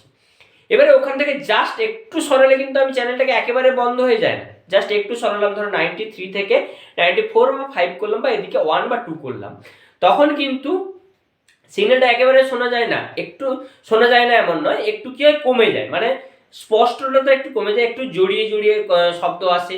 তার মানে কি সিগন্যাল একেবারে অস্পষ্ট হয়নি, তার মানে এই মেন ফ্রিকোয়েন্সিটার দুদিকে কিছুটা অঞ্চল জুড়ে কি হয় সিগন্যালের কিছুটা তীব্রতা থাকে, যাতে আমরা কি হয় কিছুটা হলেও বুঝতে পারি। তারপরে কিন্তু মানে ধরো 98.3 জায়গায় আমি যদি সেখানে গিয়ে 99-এ চলে যাই তাহলে কিন্তু আর আমি এই রেডিও মির্চির কোনো কথাই আমি শুনতে পাবো না। তারপরে একটা সময় পরে কি হয় না, সিগন্যালটা একেবারেই বোঝা যায় না। তো মোটামুটি বোঝা যায় এইরকম অঞ্চলটা কতটা না, এইরকম অঞ্চলটাকে বলা হয় হাফ পাওয়ার ফ্রিকোয়েন্সি। মানে দেখা গেছে যে এখানে সর্বোচ্চ যে ক্ষমতা সে দেয় তার ঠিক অর্ধেক ক্ষমতা যে কম্পাঙ্কে দেয় সেই পর্যন্ত, মানে অর্ধেক ক্ষমতা পর্যন্ত আমরা কিন্তু শুনতে পাবো, তারপরে তার থেকে নিচে নেমে গেলে আমরা শুনতে পাই না। তো এই অর্ধেক ক্ষমতা যে কম্পাঙ্ক দুটোতে হয় দুদিকে, সেই দুটো কম্পাঙ্ককে আমরা বলি হাফ পাওয়ার ফ্রিকোয়েন্সি বা অর্ধ ক্ষমতা কম্পাঙ্ক। এখানে আমি F1 এবং F2 দ্বারা লিখলাম। তো এই F2 মাইনাস F1 যে এই গ্যাপটা, এই গ্যাপটাকেই বলা হয় হচ্ছে ব্যান্ডউইথ বা পটিবেগ। তাহলে এই ব্যান্ডউইথ বা পটিবেগের মধ্যে কি হচ্ছে না, সিগন্যাল এলে আমরা কিন্তু বুঝতে পারছি যে এবারে এই সিগন্যালটা মানে এর মধ্যে এই সিগন্যালটা ঘোরাঘুরি করছে। এখানে আমরা ধরো এটা যদি 98.3 হয় তাহলে এই অঞ্চলের মধ্যে রেডিও মির্চির কথাবার্তা আমরা বুঝতে পারবো, কিছুটা হলেও শুনতে পারবো। তো এর মধ্যে যদি আরেকটা চ্যানেল চলে আসে তখন কি হবে, ওভারল্যাপ হবে। মনে করো 98.3 এর আশেপাশে ধরো মনে করো 98.1 একটা চ্যানেল আছে। তো 98.1 এ যে চ্যানেলটা আছে তারটা যদি দেখা যায় এই অঞ্চলের মধ্যে, তাহলে কি হবে ওভারল্যাপ করবে। মানে 98.1 থেকে 1 এর কি হচ্ছে, 1 এরও একই রকম ভাবে আমি 2-3 পর্যন্ত হচ্ছে শুনতে পাচ্ছি, বা আরেকটু কমিয়ে দিই 80 ধরছি। 98-এ মনে করো একটা চ্যানেল আছে, তাহলে 98.1-2 পর্যন্ত আমি ধরো মনে করো 98-এর কথা শুনতে পাই। আবার 98.3টাও আমি শুনতে পাই কত 921 পর্যন্ত। তাহলে কি হচ্ছে 1-2 যে এই অঞ্চলটায় দুটো চ্যানেল কি হচ্ছে ওভারল্যাপ করে যাচ্ছে। তো মনে করো এটা ধরো গান হচ্ছে, এটা ধরো কবিতা হচ্ছে, একসঙ্গে গিয়ে আমি শুনবো কিরকম না, হয় গানও নয় কবিতাও নয়, একটা বিদঘুটে রকম একটা নয়েজ তৈরি হবে আমার কাছে, আমি ক্লিয়ার কিছু বুঝতে পারবো না। তো এই জন্য কি করা হয়, সিগন্যাল যখন সম্প্রচার করা হবে তখন তাকে এই ম্যাক্সিমাম ফ্রিকোয়েন্সির দুদিকে যতটা এই কিছুটা হলেও বোঝা যায়, মানে এই হাফ পাওয়ার ফ্রিকোয়েন্সির যে অঞ্চলটা, এই ফ্রিকোয়েন্সিটা তাকে পুরোপুরি দিয়ে দেওয়া হয় যে এই অঞ্চলের মধ্যে তোমার ফ্রিকোয়েন্সি থাকবে। তো এই দুদিকের মাঝে এই যে অনুনাদি কম্পাঙ্ক এইটা বরাবর তুমি হচ্ছে সম্প্রচার করবে, তাহলে তোমার এই দুদিকে এতটা অঞ্চলে তোমার হচ্ছে শব্দ ছড়িয়ে থাকবে। এর পরের যাকে দেওয়া হবে তাকে এখান থেকে শুরু করে ধরো মনে করো এতটা অঞ্চল জুড়ে তার তরঙ্গ ছড়াতে থাকলে এইখানে হচ্ছে ধরো মনে করো অনুনাদি কম্পাঙ্ক এইখানে আমরা পাবো, তাহলে তার দুদিকে ধরো এতটা হচ্ছে আমার হাফ পাওয়ার ফ্রিকোয়েন্সি, তাহলে এইটা হচ্ছে এই অঞ্চলের বেডটা আরেকটা চ্যানেলকে দেওয়া হলো। তো এইভাবে হচ্ছে প্রত্যেকটা চ্যানেল বা যারা হচ্ছে তথ্য সম্প্রচার করে যারা, তাদেরকে কি করা হয় একটা নির্দিষ্ট অঞ্চল বেঁধে দেওয়া হয় যে এই ফ্রিকোয়েন্সি রেঞ্জের মধ্যে তুমি তোমার তথ্য সম্প্রচার করতে পারবে, এবং তার মধ্যে যেটা অনুনাদি হবে বা যেটা হচ্ছে সর্বোচ্চ ফ্রিকোয়েন্সি যেটা ক্যাচ করতে পারবে তুমি সেইটা ধরেই সর্বোচ্চ ফ্রিকোয়েন্সি তাই সম্প্রচার পট্টি বেঁধে দেয়। এর মধ্যে ওরা কি করে, ওরা হচ্ছে একটা ফ্রিকোয়েন্সিকে সেট করে নেয়, যা দেখে যে তার দুদিকে হচ্ছে সম্প্রচারের যে বিস্তারটা মানে যতটা পর্যন্ত আমরা বুঝতে পারবো সেটা যেন তার এই যে বেঁধে দেওয়া পাল্লার মধ্যে থাকে, সেরকম দেখেই কিন্তু তারা সম্প্রচার করে। তো এইরকম প্রত্যেকের ক্ষেত্রে সম্প্রচারের ক্ষেত্রে নির্দিষ্ট পাল্লার তরঙ্গ দৈর্ঘ্য প্রত্যেকটা আলাদা আলাদা চ্যানেল এরকমভাবে ব্যবহার করে। তো যেটা যে পাল্লা বেঁধে দেওয়া হয় এটাকে আমরা বলি সম্প্রচার পট্টি বা কমিউনিকেশন উইথ ব্যান্ড উইথ আমরা হিসাবে ব্যান্ড উইথ আকারেও বলে থাকি। তো এবারে হচ্ছে নেক্সট আসছি হচ্ছে আমরা তথ্য তরঙ্গ যে মেসাই বললাম, তাহলে এরপরে আমরা আসছি মডুলেশন সম্পর্কে।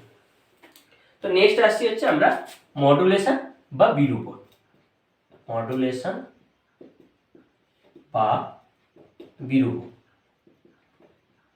মডুলেশন বা বিরূপণ কেন দরকার হয় আগেই বললাম, যে বাহক তরঙ্গ তথ্য তরঙ্গকে যাতে ঘাড়ে করে বয়ে নিয়ে যেতে পারে তার জন্য আমরা মেশাই।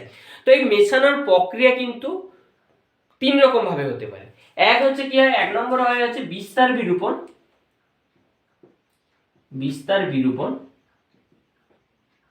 বা এটাকে আমরা বলি ইংরেজিতে অ্যামপ্লিটিউড মডুলেশন। Amplitude modulation. 2 হচ্ছে কি হয় না, 2 হচ্ছে কম্পাঙ্ক বিরূপণ। এটাকে শর্ট ফর্ম আকারে আমরা অনেক সময় এএম ও এবো বলে থাকি। আচ্ছা, এরপরে আসছে হচ্ছে কম্পাঙ্ক বিরূপণ। কম্পাঙ্ক বিরূপণ বা হচ্ছে বলা হয় frequency modulation. Frequency modulation. Modulation এটাকে আমরা বলে থাকি এফএম ওয়েভ। আর 3 নম্বর যেটা হচ্ছে সেটা হচ্ছে দশা বিরূপণ। দশা বিরূপণ বা বলা হয় ফেজ মডুলেশন। Phase modulation. ঠিক আছে, এই 3 রকম বিরূপণ আমরা দেখে থাকি। এর মধ্যে এইটা কিন্তু তোমাদের সিলেবাসে নেই, তাই আমি এটাও এখানেও আর আলোচনা করব না। তাহলে আমাদের সিলেবাসে আছে বিস্তার বিরূপণ এবং কম্পাঙ্ক বিরূপণ সম্পর্কে সামান্য কিছু আইডিয়া আছে। তো প্রথমেই আমরা আসছি হচ্ছে বিস্তার বিরূপণ বা অ্যামপ্লিটিউড মডুলেশন কি না। যখন হচ্ছে অ্যামপ্লিটিউড মডুলেশন বা বিস্তার বিরূপণ কিরকম না, যদি আমি হচ্ছে তথ্য তরঙ্গটাকে বাহক তরঙ্গের সঙ্গে এমনভাবে মেশাবো যাতে কি হয় না, বাহক তো ওভারঅল যে মডুলেটেড ওয়েভটা হবে সেটা কি না বিস্তারটা যেন সময়ের সঙ্গে সঙ্গে হালকা হালকা সময়ের সঙ্গে সঙ্গে ধীরে ধীরে পরিবর্তিত হয়, তাহলে সেই রকম হচ্ছে বিরূপণকে বলা হয় কি রকম, সেই রকম বিরূপণকে বলা হয় বিস্তার বিরূপণ। যদি প্রথমে আমি একটা ছবির সাহায্যে দেখবো তারপরে ক্যালকুলেশনে যাব। যদি আমি ধরো মনে করো আমার হচ্ছে এইটা হচ্ছে আমার বাহক তরঙ্গ, এইরকম করে বাহক তরঙ্গ, এটা হচ্ছে আমার বাহক তরঙ্গ, বাহক তরঙ্গ বলছে, এটা হচ্ছে আমার তথ্য তরঙ্গ। এখানে লিখে রাখছি তথ্য তরঙ্গ। তথ্য তরঙ্গ। নেক্সট আমরা হচ্ছে দেখছি কি না, নেক্সট হচ্ছে আমরা যেটাকে লিখছি সেটা হচ্ছে কি, এরপরে আমরা হচ্ছে একটা যে তরঙ্গটা আছে এটা হচ্ছে আমার বাহক তরঙ্গ। বাহক তরঙ্গ হচ্ছে অনেক ক্ষুদ্র তরঙ্গ দৈর্ঘ্য, তো এইরকম হচ্ছে একটা বাহক তরঙ্গ। গ্যাপ বেড়ে যাচ্ছে। আচ্ছা, তো এইরকম হচ্ছে আমার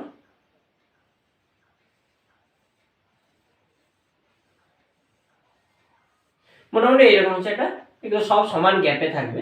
তো এরকম হচ্ছে আমার হচ্ছে একটা তথ্য তরঙ্গ বাহক তরঙ্গ। বাহক তরঙ্গ পরস্পরের কাছে গ্যাপ অনেক কম, এর থেকে বোঝা যাচ্ছে এর থেকে এর কম্পাঙ্ক অনেক বেশি। তো এই দুটোর মিশ্রণে যে অ্যামপ্লিটিউড মডুলেটেড ওয়েভটা তৈরি হবে সেটাকে আবার নিচে রাখছি। সেটা কিরকম হবে, সেটা হয়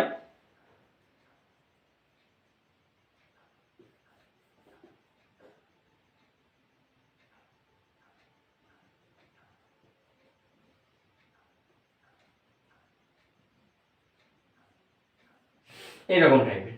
তো এর মধ্যে আমি যদি তরঙ্গটাকে আঁকি তাহলে তরঙ্গটা হবে এইরকম করে।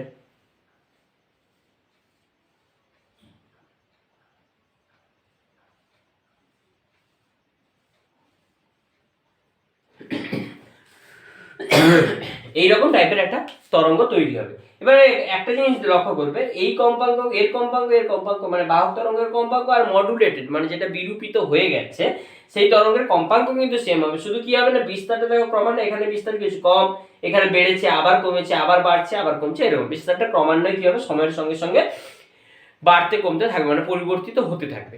তো যেহেতু কম্পাঙ্কের কোনো চেঞ্জ হয়নি, শুধু বিস্তারে চেঞ্জ হয়েছে, তো এইরকম তরঙ্গকে বলা হয় বা এরকম মডুলেশন বা বিরূপণকে বলা হয় অ্যামপ্লিটিউড মডুলেশন বা বিস্তার বিরূপণ। তো ক্যালকুলেশন যদি দেখি, ধরে নিলাম আমি হচ্ছে বাহক তরঙ্গের সমীকরণ, প্রথমে হচ্ছে আমি তথ্য তরঙ্গের সমীকরণ ধরছি। তথ্য তরঙ্গের সমীকরণ যেহেতু এগুলো সবই সাইন ওয়েভ, তথ্য তরঙ্গকে আমি ধরে নিলাম ভি ইজ ইকুয়াল টু কতটা, v0 সাইন ওমেগা টি, এটা হচ্ছে আমার তথ্য তরঙ্গ। বাহক তরঙ্গকে কি ধরবো, বাহক তরঙ্গকে একটা কিছু ধরে নিচ্ছি, বাহক তরঙ্গ অবশ্যই এর থেকে আলাদা হবে। বাহক তরঙ্গ capital V is equal to লিখলাম ক্যাপিটাল v0 সাইন, এর তরঙ্গের কম্পাঙ্কও আলাদা, তো সাইন ওমেগা টি। অবশ্যই এই ওমেগা থেকে এই ওমেগা অনেক বেশি হবে, কারণ এটা হচ্ছে বেশি তরঙ্গ কম্পাঙ্কের হচ্ছে বা বেশি শক্তির হচ্ছে তরঙ্গ। তো এবারে অ্যামপ্লিটিউড মডুলেশনের সময় কি হবে না, এই পোরশনটার কোনো চেঞ্জ হবে না।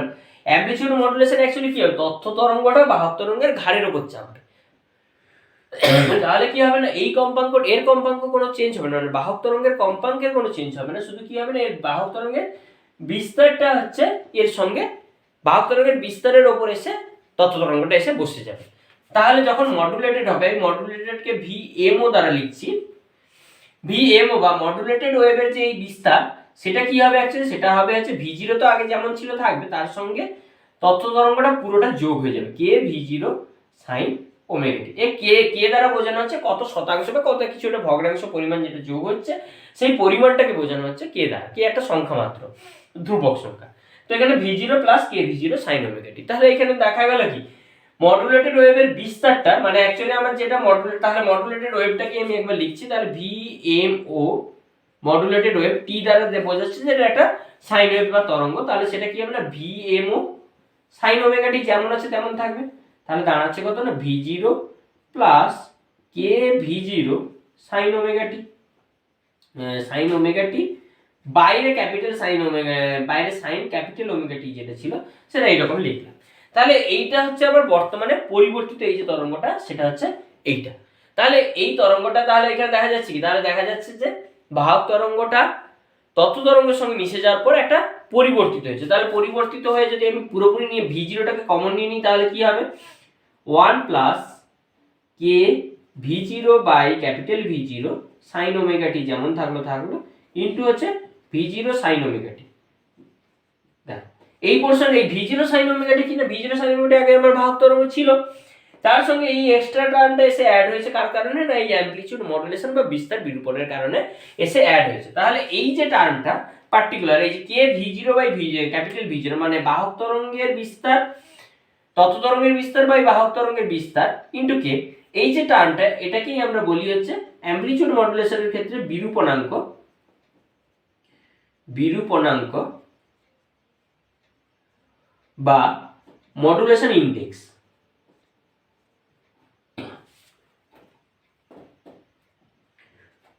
মডুলেশন ইন্ডেক্স, তো এটা হচ্ছে মডুলেশন বিরূপণাঙ্ক বা মডুলেশন ইন্ডেক্স। আচ্ছা, এবারে এই v0 বাই ক্যাপিটাল v0, এবারে তাহলে দেখো এখানে তাহলে বিরূপণাঙ্ক আমরা দেখতে পাচ্ছি কি, বিরূপণাঙ্ক দেখতে পাচ্ছি কে small v0 by capital v0। তাহলে এখানে সবসময় কি হয় না, এই v0 এর তুলনায় এই v0টা বেশি হবে, কেননা বাহক তরঙ্গের হচ্ছে বিস্তার এবং ক্ষমতা দুটোই বেশি হয়, না হলে সেটা হচ্ছে বেশি দূর পর্যন্ত যেতে পারবে না। তো সবসময় যেহেতু এটা বেশি হয়, তাহলে কি হবে না, এটা বেশি হওয়ার অর্থই হচ্ছে বিরূপণাঙ্কের মান কখনোই হচ্ছে মানে বিটা অলওয়েজ হচ্ছে লেস দেন 1, বিরূপণাঙ্কের মান কখনোই হচ্ছে একের থেকে বেশি হতে পারে না। একের থেকে বেশি হলে কি হয়ে যায়, একের থেকে বেশি হয়ে যাবে তথ্য তরঙ্গ নিজেই যেতে পারে, বাহক তরঙ্গের কি দরকার, তো একের থেকে বেশি কখনোই হতে পারে না। তাই বোঝা গেল কেন একের থেকে বেশি হতে পারে না, তার কারণ হচ্ছে বাহক তরঙ্গের হচ্ছে বিস্তারটা তথ্য তরঙ্গের তুলনায় সবসময় বেশি হয়। নাহলে যদি কোনো কারণে তথ্য তরঙ্গের বিস্তার বেশি হয়েছে, তাহলে অটোমেটিক্যালি কি হবে, এই এর মধ্যে আর তথ্য তরঙ্গ থাকবে না, অলরেডি তথ্য তরঙ্গ এর থেকে বেশি হবে, তো তথ্য তরঙ্গ নিজেই যেতে পারবে, তার জন্য আর বাহক তরঙ্গের দরকারই পড়বে না। বোঝা গেল? তো এই ছিল হচ্ছে আমার অ্যামপ্লিটিউড মডুলেশন বা বিস্তার বিরূপণ। এরপরে আমরা আসবো হচ্ছে ফ্রিকোয়েন্সি মডুলেশন বা কম্পাঙ্ক বিরূপণ কি জিনিস। তাহলে নেক্সট আমরা আসছি হচ্ছে কম্পাঙ্ক বিরূপণ।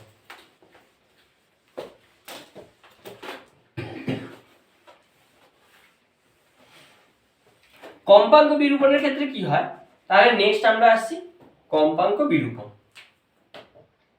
কম্পাঙ্ক বিরূপণ, কম্পাঙ্ক বিরূপণ কি জিনিস না কম্পাঙ্ক বিরূপণ হচ্ছে প্রকৃতপক্ষে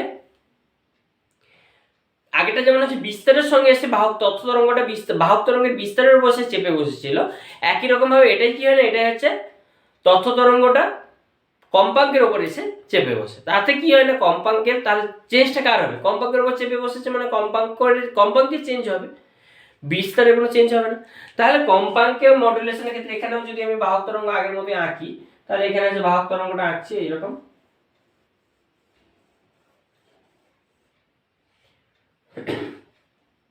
এই জায়গায় গ্যাপটা বেশি হয়ে গেছে, এটাকে আরেকটু সরু করে দিচ্ছি, হ্যাঁ এইরকম হয়ে গেল, এটাকে আরেকটু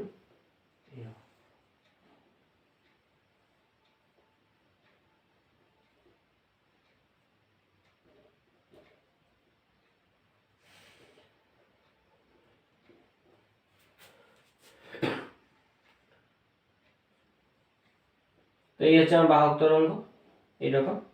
তো বাহক তরঙ্গ এরকম যাচ্ছে, এরকম বাহক তরঙ্গ। আর কম্পাঙ্ক বিরূপণের ফলে কি হবে, এগুলোর গ্যাপ কিন্তু মোটামুটি প্রায় প্রত্যেকের সমানই আছে। তো এরপর তথ্য তরঙ্গ চাপার পর কি হলো, কম্পাঙ্ক বিরূপণ হলো। কম্পাঙ্ক বিরূপণে অ্যাকচুয়ালি ঘটনা কি হয়, কম্পাঙ্ক বিরূপণ হচ্ছে বিস্তার কিন্তু প্রত্যেকের সবার সেম থাকবে, শুধু কি হবে কম্পাঙ্কের পরিবর্তন হবে, স্থানাঙ্ক কম্পাঙ্কের পরিবর্তন হবে।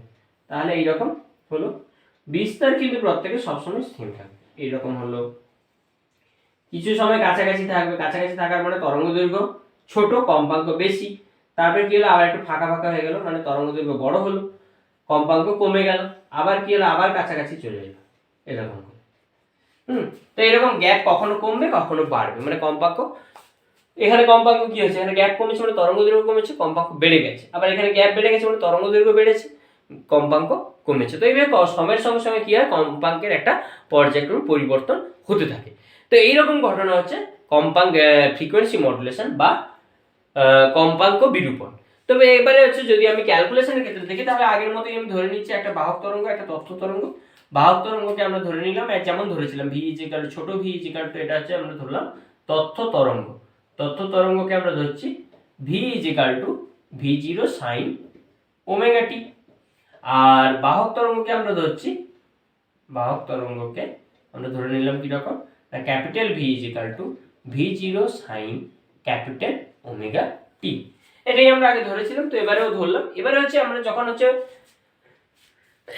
কম্পাঙ্ক, তাহলে বিরূপিত কম্পাঙ্ক বা ওমেগা এম ও দ্বারা লিখছি, বিরূপিত কম্পাঙ্কটা কি হয়ে যাবে না, ওমেগা তো থাকবে তার সঙ্গে K V zero sine omega t এসে অ্যাড হয়ে যাবে, কার উপর চাপলো তাহলে ওমেগার উপর, মানে বাহক তরঙ্গের কম্পাঙ্কের উপর এসে চেপে গেল।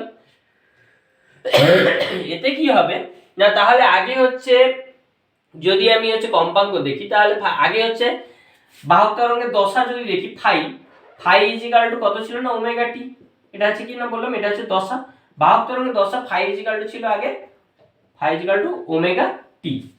এবারে হচ্ছে তাহলে বর্তমানে মডুলেটেড ওয়েভের হচ্ছে দশা কম্পাঙ্ক হচ্ছে এইটা, তাহলে মডুলেটেড ওয়েভের যদি আমি হচ্ছে কম্পাঙ্ক বের করি, তাহলে তো কি হবে না, মডুলেটেড ওয়েভের কম্পাঙ্ক যদি বের করা হয় সেটা হবে হচ্ছে d phi m by dt, মানে মডুলেটেড ওয়েভের দশার পরিবর্তন আমরা দেখব, কম্পাঙ্ক পরিবর্তিত হয়েছে মানে তার সঙ্গে দশাও পরিবর্তিত হবে, তো এই দশার পরিবর্তন আমরা এবারে দেখব।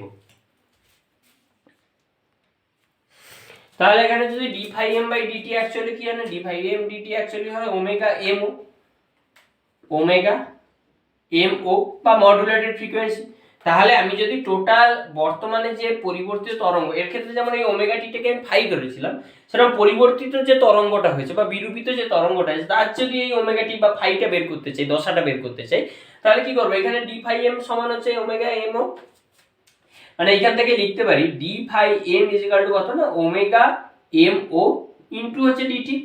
তাহলে ইন্টিগ্রেশন করলে কত পেয়ে যাবো না ফাই এম পেয়ে যাবো, ইন্টিগ্রেশন চাপিয়ে দাও, ইন্টিগ্রেশন চাপিয়ে দিলে ফাই এম পেয়ে যাবো, ফাই এম ইজিক্যাল টু কত হবে না ইন্টিগ্রেশন ওমেগা এম ও মানে এইটা, তাহলে ওমেগা তো কনস্ট্যান্ট, বাহক তরঙ্গের কম্পাঙ্ক কনস্ট্যান্ট, তাহলে omega dt plus K V zero sine omega t DT.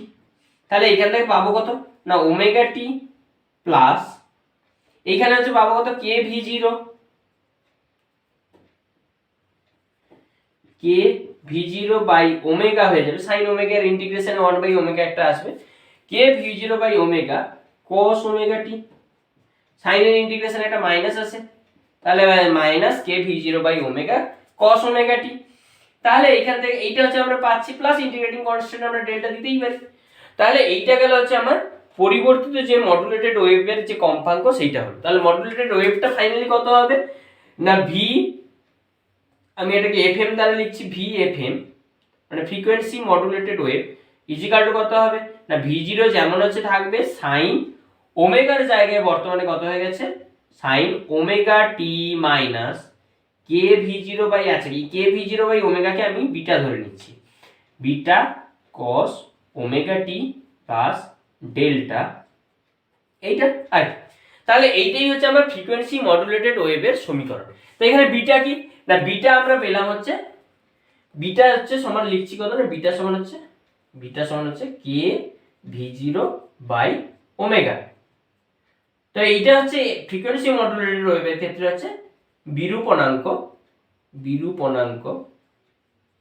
বা মডুলেটিং ফ্যাক্টর।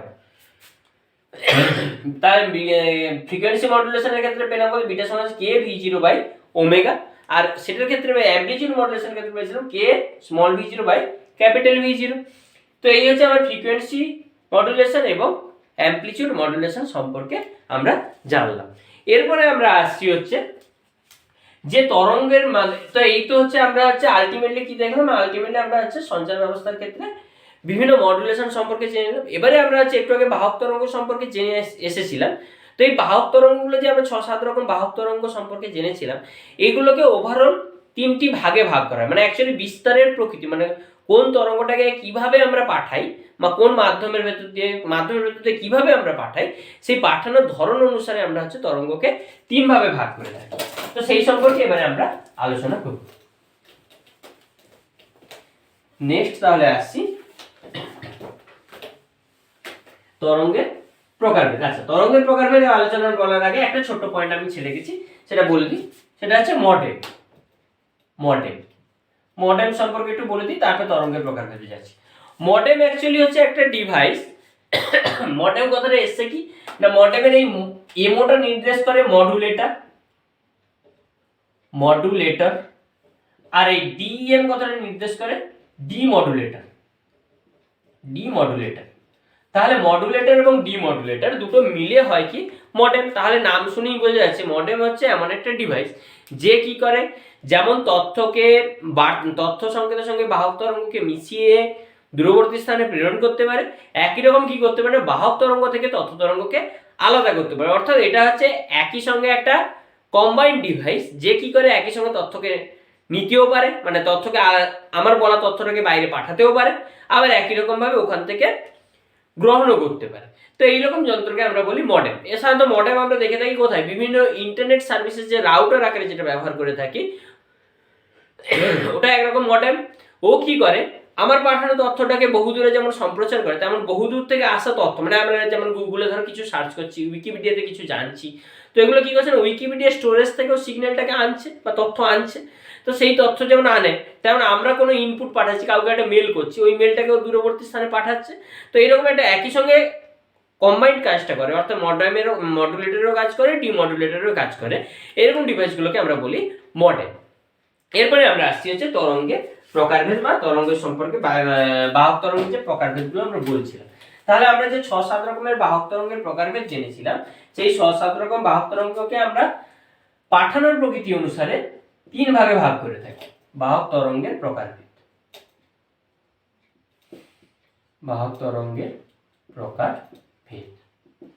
তো পাঠানোর প্রকৃতি অনুসারে বাহক তরঙ্গকে আমরা 3 ভাগে ভাগ করি। এক হচ্ছে ভূমি তরঙ্গ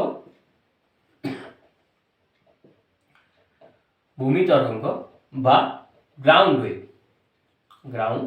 ওয়েভ। নেক্সট হচ্ছে নভতরঙ্গ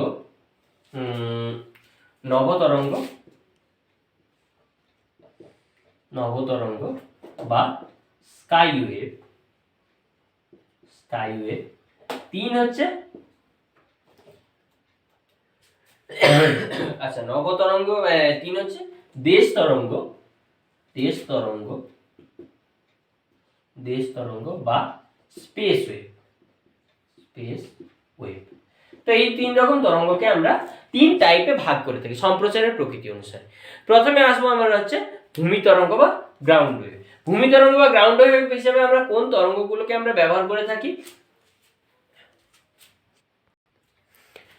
তো এখানে প্রথমে আসবে তাহলে ভূমি তরঙ্গের ক্ষেত্রে আমরা কোন তরঙ্গগুলো ব্যবহার করি? আচ্ছা, যেহেতু ভূমি তরঙ্গ সম্পর্কে আলোচনা হবে তাহলে এই দুটোকে এখন মুছছি। তাহলে ভূমি তরঙ্গ সম্পর্কে আলোচনা করতে গেলে ভূমি তরঙ্গের ক্ষেত্রে আমরা ব্যবহার করি কোনটা? লো ফ্রিকোয়েন্সি এবং ভেরি লো ফ্রিকোয়েন্সি, ভিএলএফ এবং এলএফ, মানে উচ্চ নিম্ন কম্পাঙ্ক বা স্বল্প কম্পাঙ্ক এবং অতি স্বল্প কম্পাঙ্ক। এই দুটো যে কম্পাঙ্ক আমরা একদম প্রথমে পড়েছিলাম, কোথা থেকে কত? 3 কিলোহার্টজ থেকে 30 কিলোহার্টজ, আর একটা হচ্ছে 30 কিলোহার্টজ থেকে 300 কিলোহার্টজ। এই যে রেঞ্জে তরঙ্গগুলো আমরা জেনেছিলাম টেবিলে, এই তরঙ্গগুলো সম্প্রচার করার জন্য আমরা যে মানে এই তরঙ্গগুলোকে সম্প্রচার করা হয় যে প্রসেসে, সেই প্রসেসটা বা সেই রকম তরঙ্গগুলোকে আমরা বলি ভূমি তরঙ্গ। মানে এই তরঙ্গ, এই দুটো টাইপের যে তরঙ্গ কম্পাঙ্ক অনুসারে এই দুটো রেঞ্জের যে তরঙ্গ, এদেরকে আমরা যে তরঙ্গ আকারে সম্প্রচার করি বা যেভাবে সম্প্রচার করি সেই তরঙ্গের ফরম্যাটটাকে বলি আমরা ভূমি তরঙ্গ বা গ্রাউন্ড ওয়েভ। তো এটাকে সম্প্রচার করা হয় কিরকম না, একে কি করা হয়, এই হচ্ছে আমরা মনে করো ভূপৃষ্ঠ, এই হচ্ছে পৃথিবীর ওপরে থাকা আয়নমণ্ডল।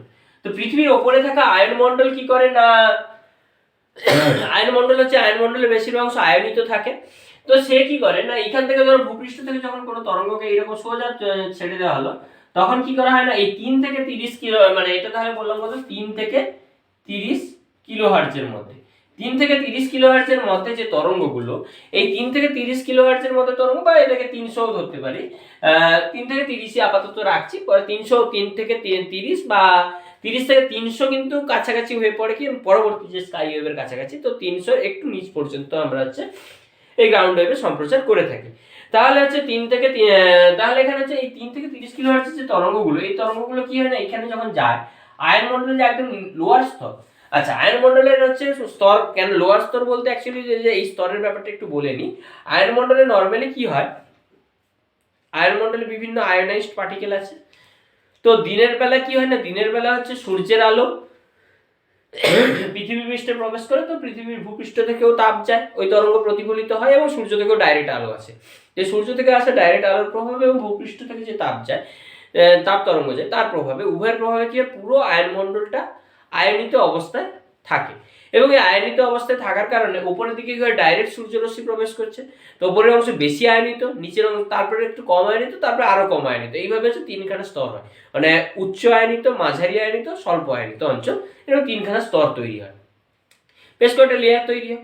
এরপরে রাত্রে কি হয়ে যায়, রাত্রে সূর্য থাকে না, রাত্রে যখন সূর্য থাকে না তখন শুধুমাত্র হচ্ছে পৃথিবী থেকে তাপ যাওয়ার কোনো প্রশ্ন নেই, পৃথিবী হচ্ছে তাপ ছেড়ে দিয়ে শীতল হয়ে পড়ে। তাহলে রাত্রে কি হয়, রাত্রে শুধুমাত্র হচ্ছে হায়ার ওপরের যে স্তরটা, সেটাই কি হয়, সেটা হচ্ছে বিভিন্ন মহাজাগতিক রশ্মি বা কসমিক রে এসে পড়ে।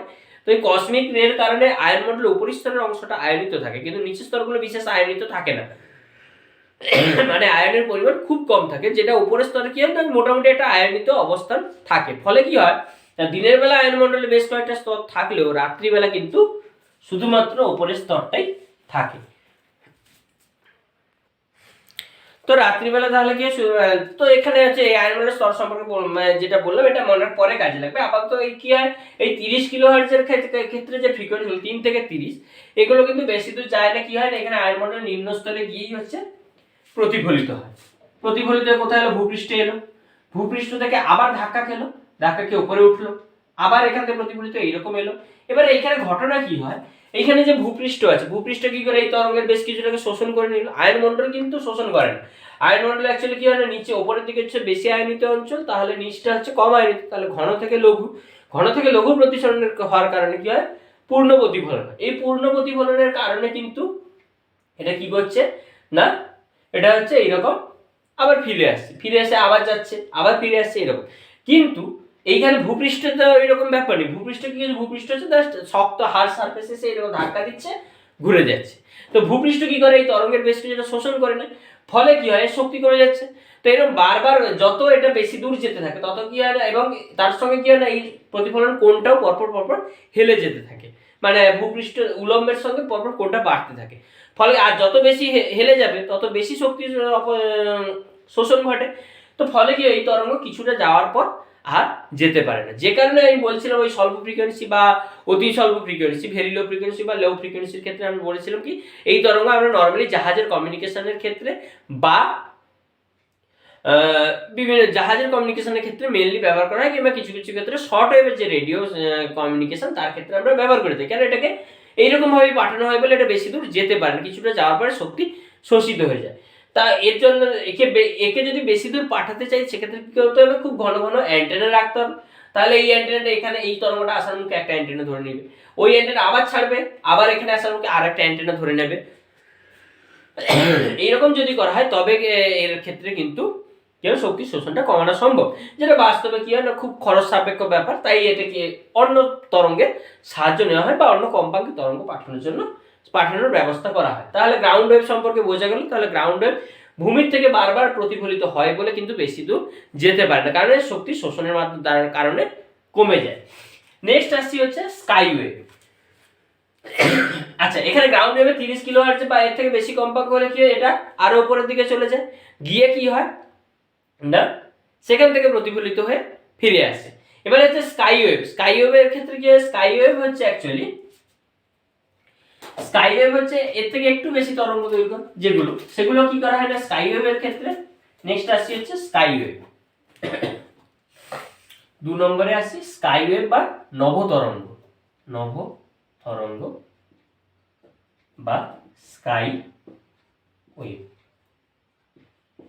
তো এর ক্ষেত্রে বললাম কি এর ক্ষেত্রে হচ্ছে মাঝারি ফ্রিকোয়েন্সি, মিডিয়াম ফ্রিকোয়েন্সি আর একটা হাই ফ্রিকোয়েন্সি, মানে অ্যাকচুয়ালি শুধু হাই ফ্রিকোয়েন্সি। আমরা দেখেছিলাম কি, আমরা দেখেছিলাম স্বল্প, অতি স্বল্প, মানে অতি স্বল্প, স্বল্প, তারপর হচ্ছে মাঝারি, মাঝারির পর হচ্ছে উচ্চ, তারপরে সুউচ্চ, সুউচ্চ, তারপরে অতি উচ্চ, তারপরে আমরা দেখেছিলাম মাইক্রোওয়েভ। তো এখানে অ্যাকচুয়ালি মাঝারি তরঙ্গ এবং উচ্চ তরঙ্গটাকে সম্প্রচারের ক্ষেত্রে আমরা নভতরঙ্গ বা স্কাই ওয়েভ ব্যবহার করি। এর ক্ষেত্রেও কিন্তু একই রকম আয়নমণ্ডলকে ব্যবহার করা হয়, তবে আয়নমণ্ডল থেকে কিন্তু আর পৃথিবীর সঙ্গে প্রতিফলনের ঘটনাটা, যেটা আমরা গ্রাউন্ড ওয়েভের ক্ষেত্রে কি দেখেছিলাম বারবার প্রতিফলিত হচ্ছিল পৃথিবীর সঙ্গে আয়নমণ্ডল, এর ক্ষেত্রে কিন্তু ওই জিনিসটা হয় না। এর ক্ষেত্রে নর্মালি কি করা হয় না, এর ক্ষেত্রে হচ্ছে এইরকম ধরো পৃথিবী, এখান থেকে একটা সিগন্যাল গেল, সিগন্যাল গিয়ে কি করলো না, এই হচ্ছে আয়নমণ্ডলের এর কম্পাঙ্ক বেশি হওয়ার কারণে কিন্তু নিচের স্তরগুলোতে বাধা পায়, নিচের স্তরে সামান্য বাঁকতে যায়, ওপরের স্তরে গিয়ে কি হয়, ওপরের স্তরে গিয়ে পূর্ণ প্রতিফলিত হয় এবং ছড়িয়ে পড়ে। ফলে কি হয়, বেশ অনেকটা উঁচু থেকে ছড়িয়ে পড়ার কারণে কি হয়, গ্রাউন্ড ওয়েভের তুলনায় অনেকটা কিছুটা বেশি দূর পর্যন্ত একে সম্প্রচার করা যায়। কেন আরেকটু গ্রাউন্ডে মনে করো আমি হচ্ছে এই জায়গা থেকে এইরকম ছড়াচ্ছে, ধরো মনে করো এই আমার হচ্ছে একটা রিসিভার, এই রিসিভার একটা আছে, এ ধরো পাঠাচ্ছে, এখানে ধরো এই একটা তরঙ্গ অ্যান্টেনা আছে, এ ধরো তরঙ্গ ছড়াচ্ছে, এরকম পাঠালো, সিগন্যাল এইরকম গেল, সিগন্যাল যাওয়ার পরে এইখান থেকে এলে কি হবে না, এইখান থেকে গিয়ে এতটা আসার পর যদি এইরকম আসে তাহলে এইদিকে পাবে, এবারে আরেকটু উপর থেকে হলে সেটা আরেকটু দূর পর্যন্ত পাবে, তাহলে যত উঁচু থেকে ছড়াবে তত বেশি জায়গা কভার করতে পারবে। তো এটার ক্ষেত্রে কি, এটা নর্মালি আরেকটু উপরে গিয়ে পূর্ণ প্রতিফলিত হয় বলে এক্ষেত্রে কিন্তু একটু বেশি দূর পর্যন্ত থেকে ছড়ানো যায়। নাহলে বাকি এর প্রসেস কিন্তু অনেকটা গ্রাউন্ড ওয়েভের মতোই, কিন্তু এক্ষেত্রে বেশি দূর যায় বলে এর ক্ষেত্রে বারবার প্রতিফলনের ঘটনা নেই, একবার গেলে অনেকটা যায়। তো ওই অনেকটা জায়গার দূরে যে হচ্ছে যতটা যায় ততটার পরে কিন্তু একটা অ্যান্টেনা থাকে, ওই অ্যান্টেনাকে ক্যাচ করে নিল সিগন্যাল সহজে। তো এই স্কাই ওয়েভের ক্ষেত্রে বা নভতরঙ্গের ক্ষেত্রে তাহলে কি হয়, নভতরঙ্গের ক্ষেত্রে আমরা মিডিয়াম ওয়েভ বা হাই ফ্রিকোয়েন্সি ওয়েভকে সম্প্রচার করতে পারি, এবং এখানে তাহলে কি হয়, আয়নমণ্ডল উচ্চতর স্তর থেকে প্রতিফলিত হয়, এবং এই উচ্চতর এবং এই দেখা যায় মাধ্যমে প্রতিসারণ করে একটা ফর্মুলা আছে, মিউ ইজিক্যাল টু কত হয় না, মিউ ইজিক্যাল টু হয় 1 মাইনাস 81 n বাই হচ্ছে a, তার হোল টু দি পাওয়ার কত হয় না, whole to the power half. তো এই এফ হচ্ছে অ্যাকচুয়ালি কি, এফ হচ্ছে কম্পাঙ্ক, আর এন হচ্ছে মাধ্যমের হচ্ছে কোন ওই মাধ্যমে আয়োনাইজড পার্টিকেলের যে বা ইলেকট্রনের সংখ্যা ঘনত্ব।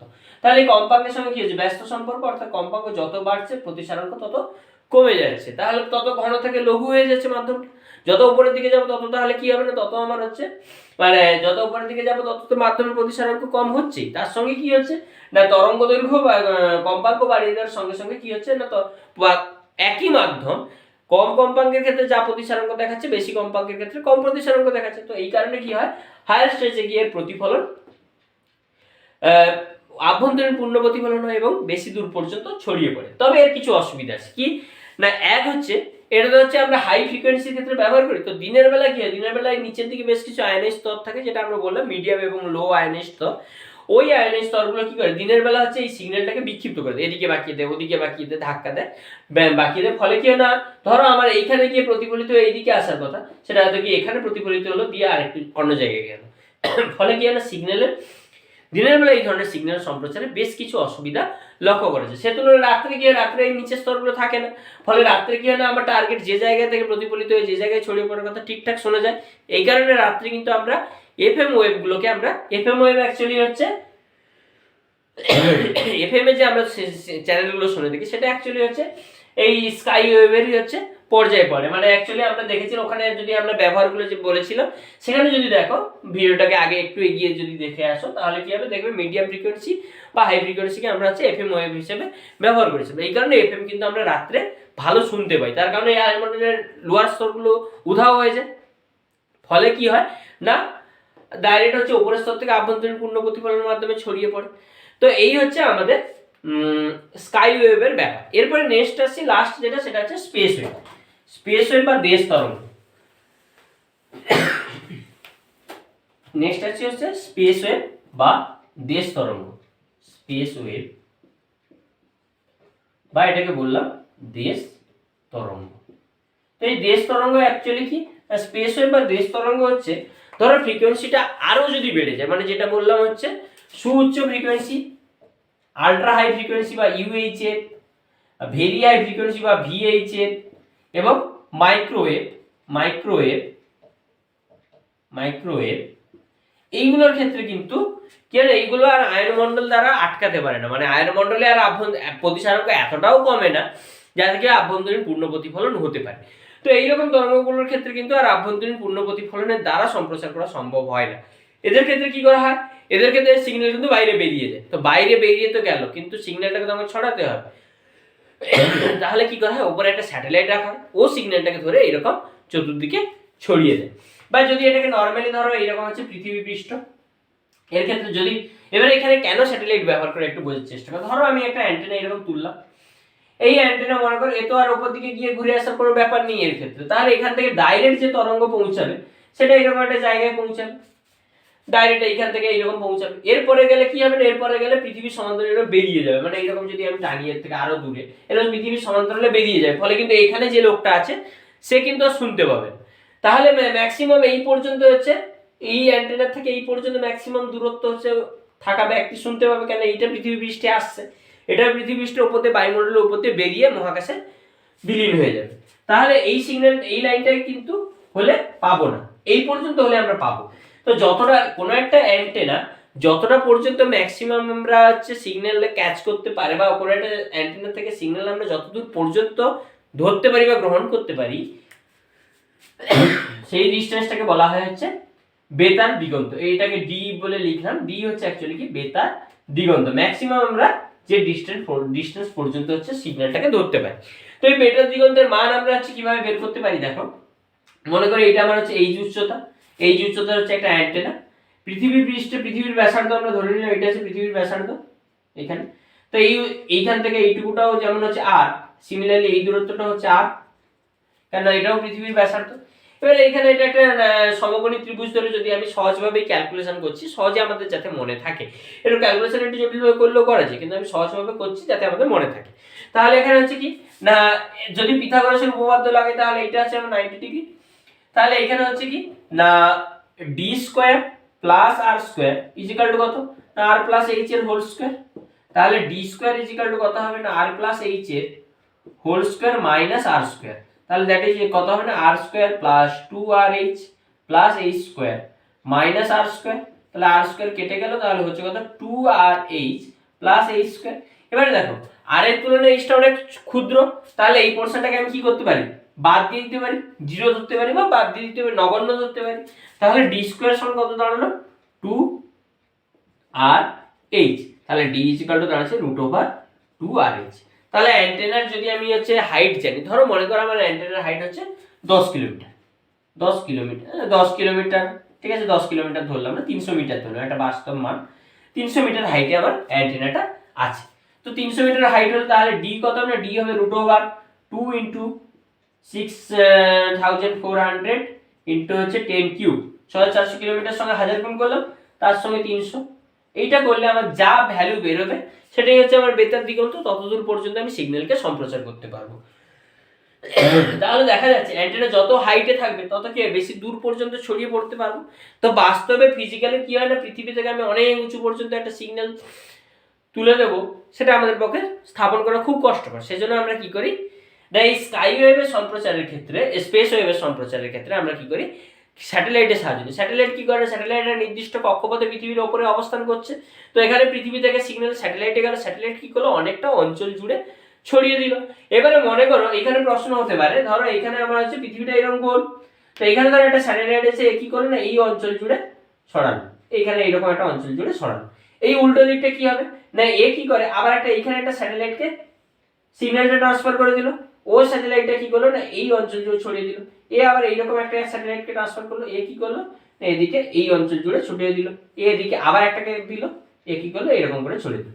তো এইভাবে স্যাটেলাইট টু স্যাটেলাইট কানেকশনের মাধ্যমে কি করা হয়, তো স্যাটেলাইট থেকে এই স্যাটেলাইটে সিগন্যাল এলো, সেই আবার ছড়িয়ে দিল, এরকম হচ্ছে বেশ কয়েকটা স্যাটেলাইটের সাহায্যে সারা পৃথিবী জুড়ে সিগন্যালটাকে ছড়িয়ে দেওয়া যায়। তো এই গেল হচ্ছে মোটামুটি আমাদের হচ্ছে বিভিন্ন তরঙ্গের সম্পর্কে আলোচনা, এবং এখানে হচ্ছে আমাদের কমিউনিকেশন সিস্টেম মোটামুটি শেষ হচ্ছে। তাহলে কমিউনিকেশন সিস্টেমে আমরা জানলাম একটা কমিউনিকেশন সিস্টেম কি কি দিয়ে তৈরি হয়, বা তার ব্লক ডায়াগ্রাম জানলাম, বা মডুলেশন ডিমডুলেশন সম্পর্কে জানলাম। মডুলেশন সম্পর্কে আলোচনা করতে গিয়ে আমরা কি করলাম না, দুরকম মডুলেটেড ওয়েভ সম্পর্কে জানলাম, অ্যামপ্লিটিউড মডুলেটেড ওয়েভ আর একটা ফ্রিকোয়েন্সি মডুলেটেড ওয়েভ। এবং এছাড়া কি করলাম না, এছাড়া আমরা হচ্ছে মাধ্যমে বিভিন্ন তরঙ্গকে যে পাঠানোর পদ্ধতি অনুসারে আমরা 3 রকম তরঙ্গ দেখলাম, একটা হচ্ছে স্কাই ওয়েভ, একটা হচ্ছে স্পেস ওয়েভ, আর একটা হচ্ছে গ্রাউন্ড ওয়েভ। তো এর মধ্যে হচ্ছে সবচেয়ে ভালো যেটা সেটা হচ্ছে কি না এই স্পেস ওয়েভ। স্পেস ওয়েভের সাহায্যে আমরা অনেক দূর পর্যন্ত ছড়িয়ে দিতে পারি এবং সহজে তথ্য সম্প্রচার করা যায়। স্কাই ওয়েভের সাহায্যে আমরা মাঝারি মানের তথ্যগুলোকে পাঠানোর চেষ্টা করি, এবং স্বল্প তরঙ্গদৈর্ঘ্যের যে স্বল্প কম্পাঙ্কের যে তরঙ্গগুলো সেগুলোকে পাঠানোর জন্য আমরা ব্যবহার করি কি গ্রাউন্ড ওয়েভ। তো এই ছিল হচ্ছে আজকের মোটামুটি আজকের চ্যাপ্টার, আজকের এখানেই রাখবো। যদি ভিডিওটা ভালো লাগলে অবশ্যই নিজেরা তো দেখবে, সে সঙ্গে বন্ধুদের সঙ্গে শেয়ার করবে, এবং হচ্ছে কি না চ্যানেলটাকে যারা সাবস্ক্রাইব না করে দেখছো তারা দয়া করে চ্যানেলটাকে সাবস্ক্রাইব করে থাকবে, তারা সাবস্ক্রাইব করে রাখবে এবং নোটিফিকেশনটাকে অন করে রাখবে। তাহলে কি হবে, যেই না পরবর্তী ভিডিওটা আসবে তোমরা কিন্তু সহজে ভিডিও নোটিফিকেশনটা পেয়ে যাবে এবং পরবর্তী ভিডিওটা দেখে নিতে পারবে। তো আজকের এই পর্যন্ত, গুড নাইট। পরবর্তী আবার একটা কোনো ভিডিওতে আবার দেখা হবে।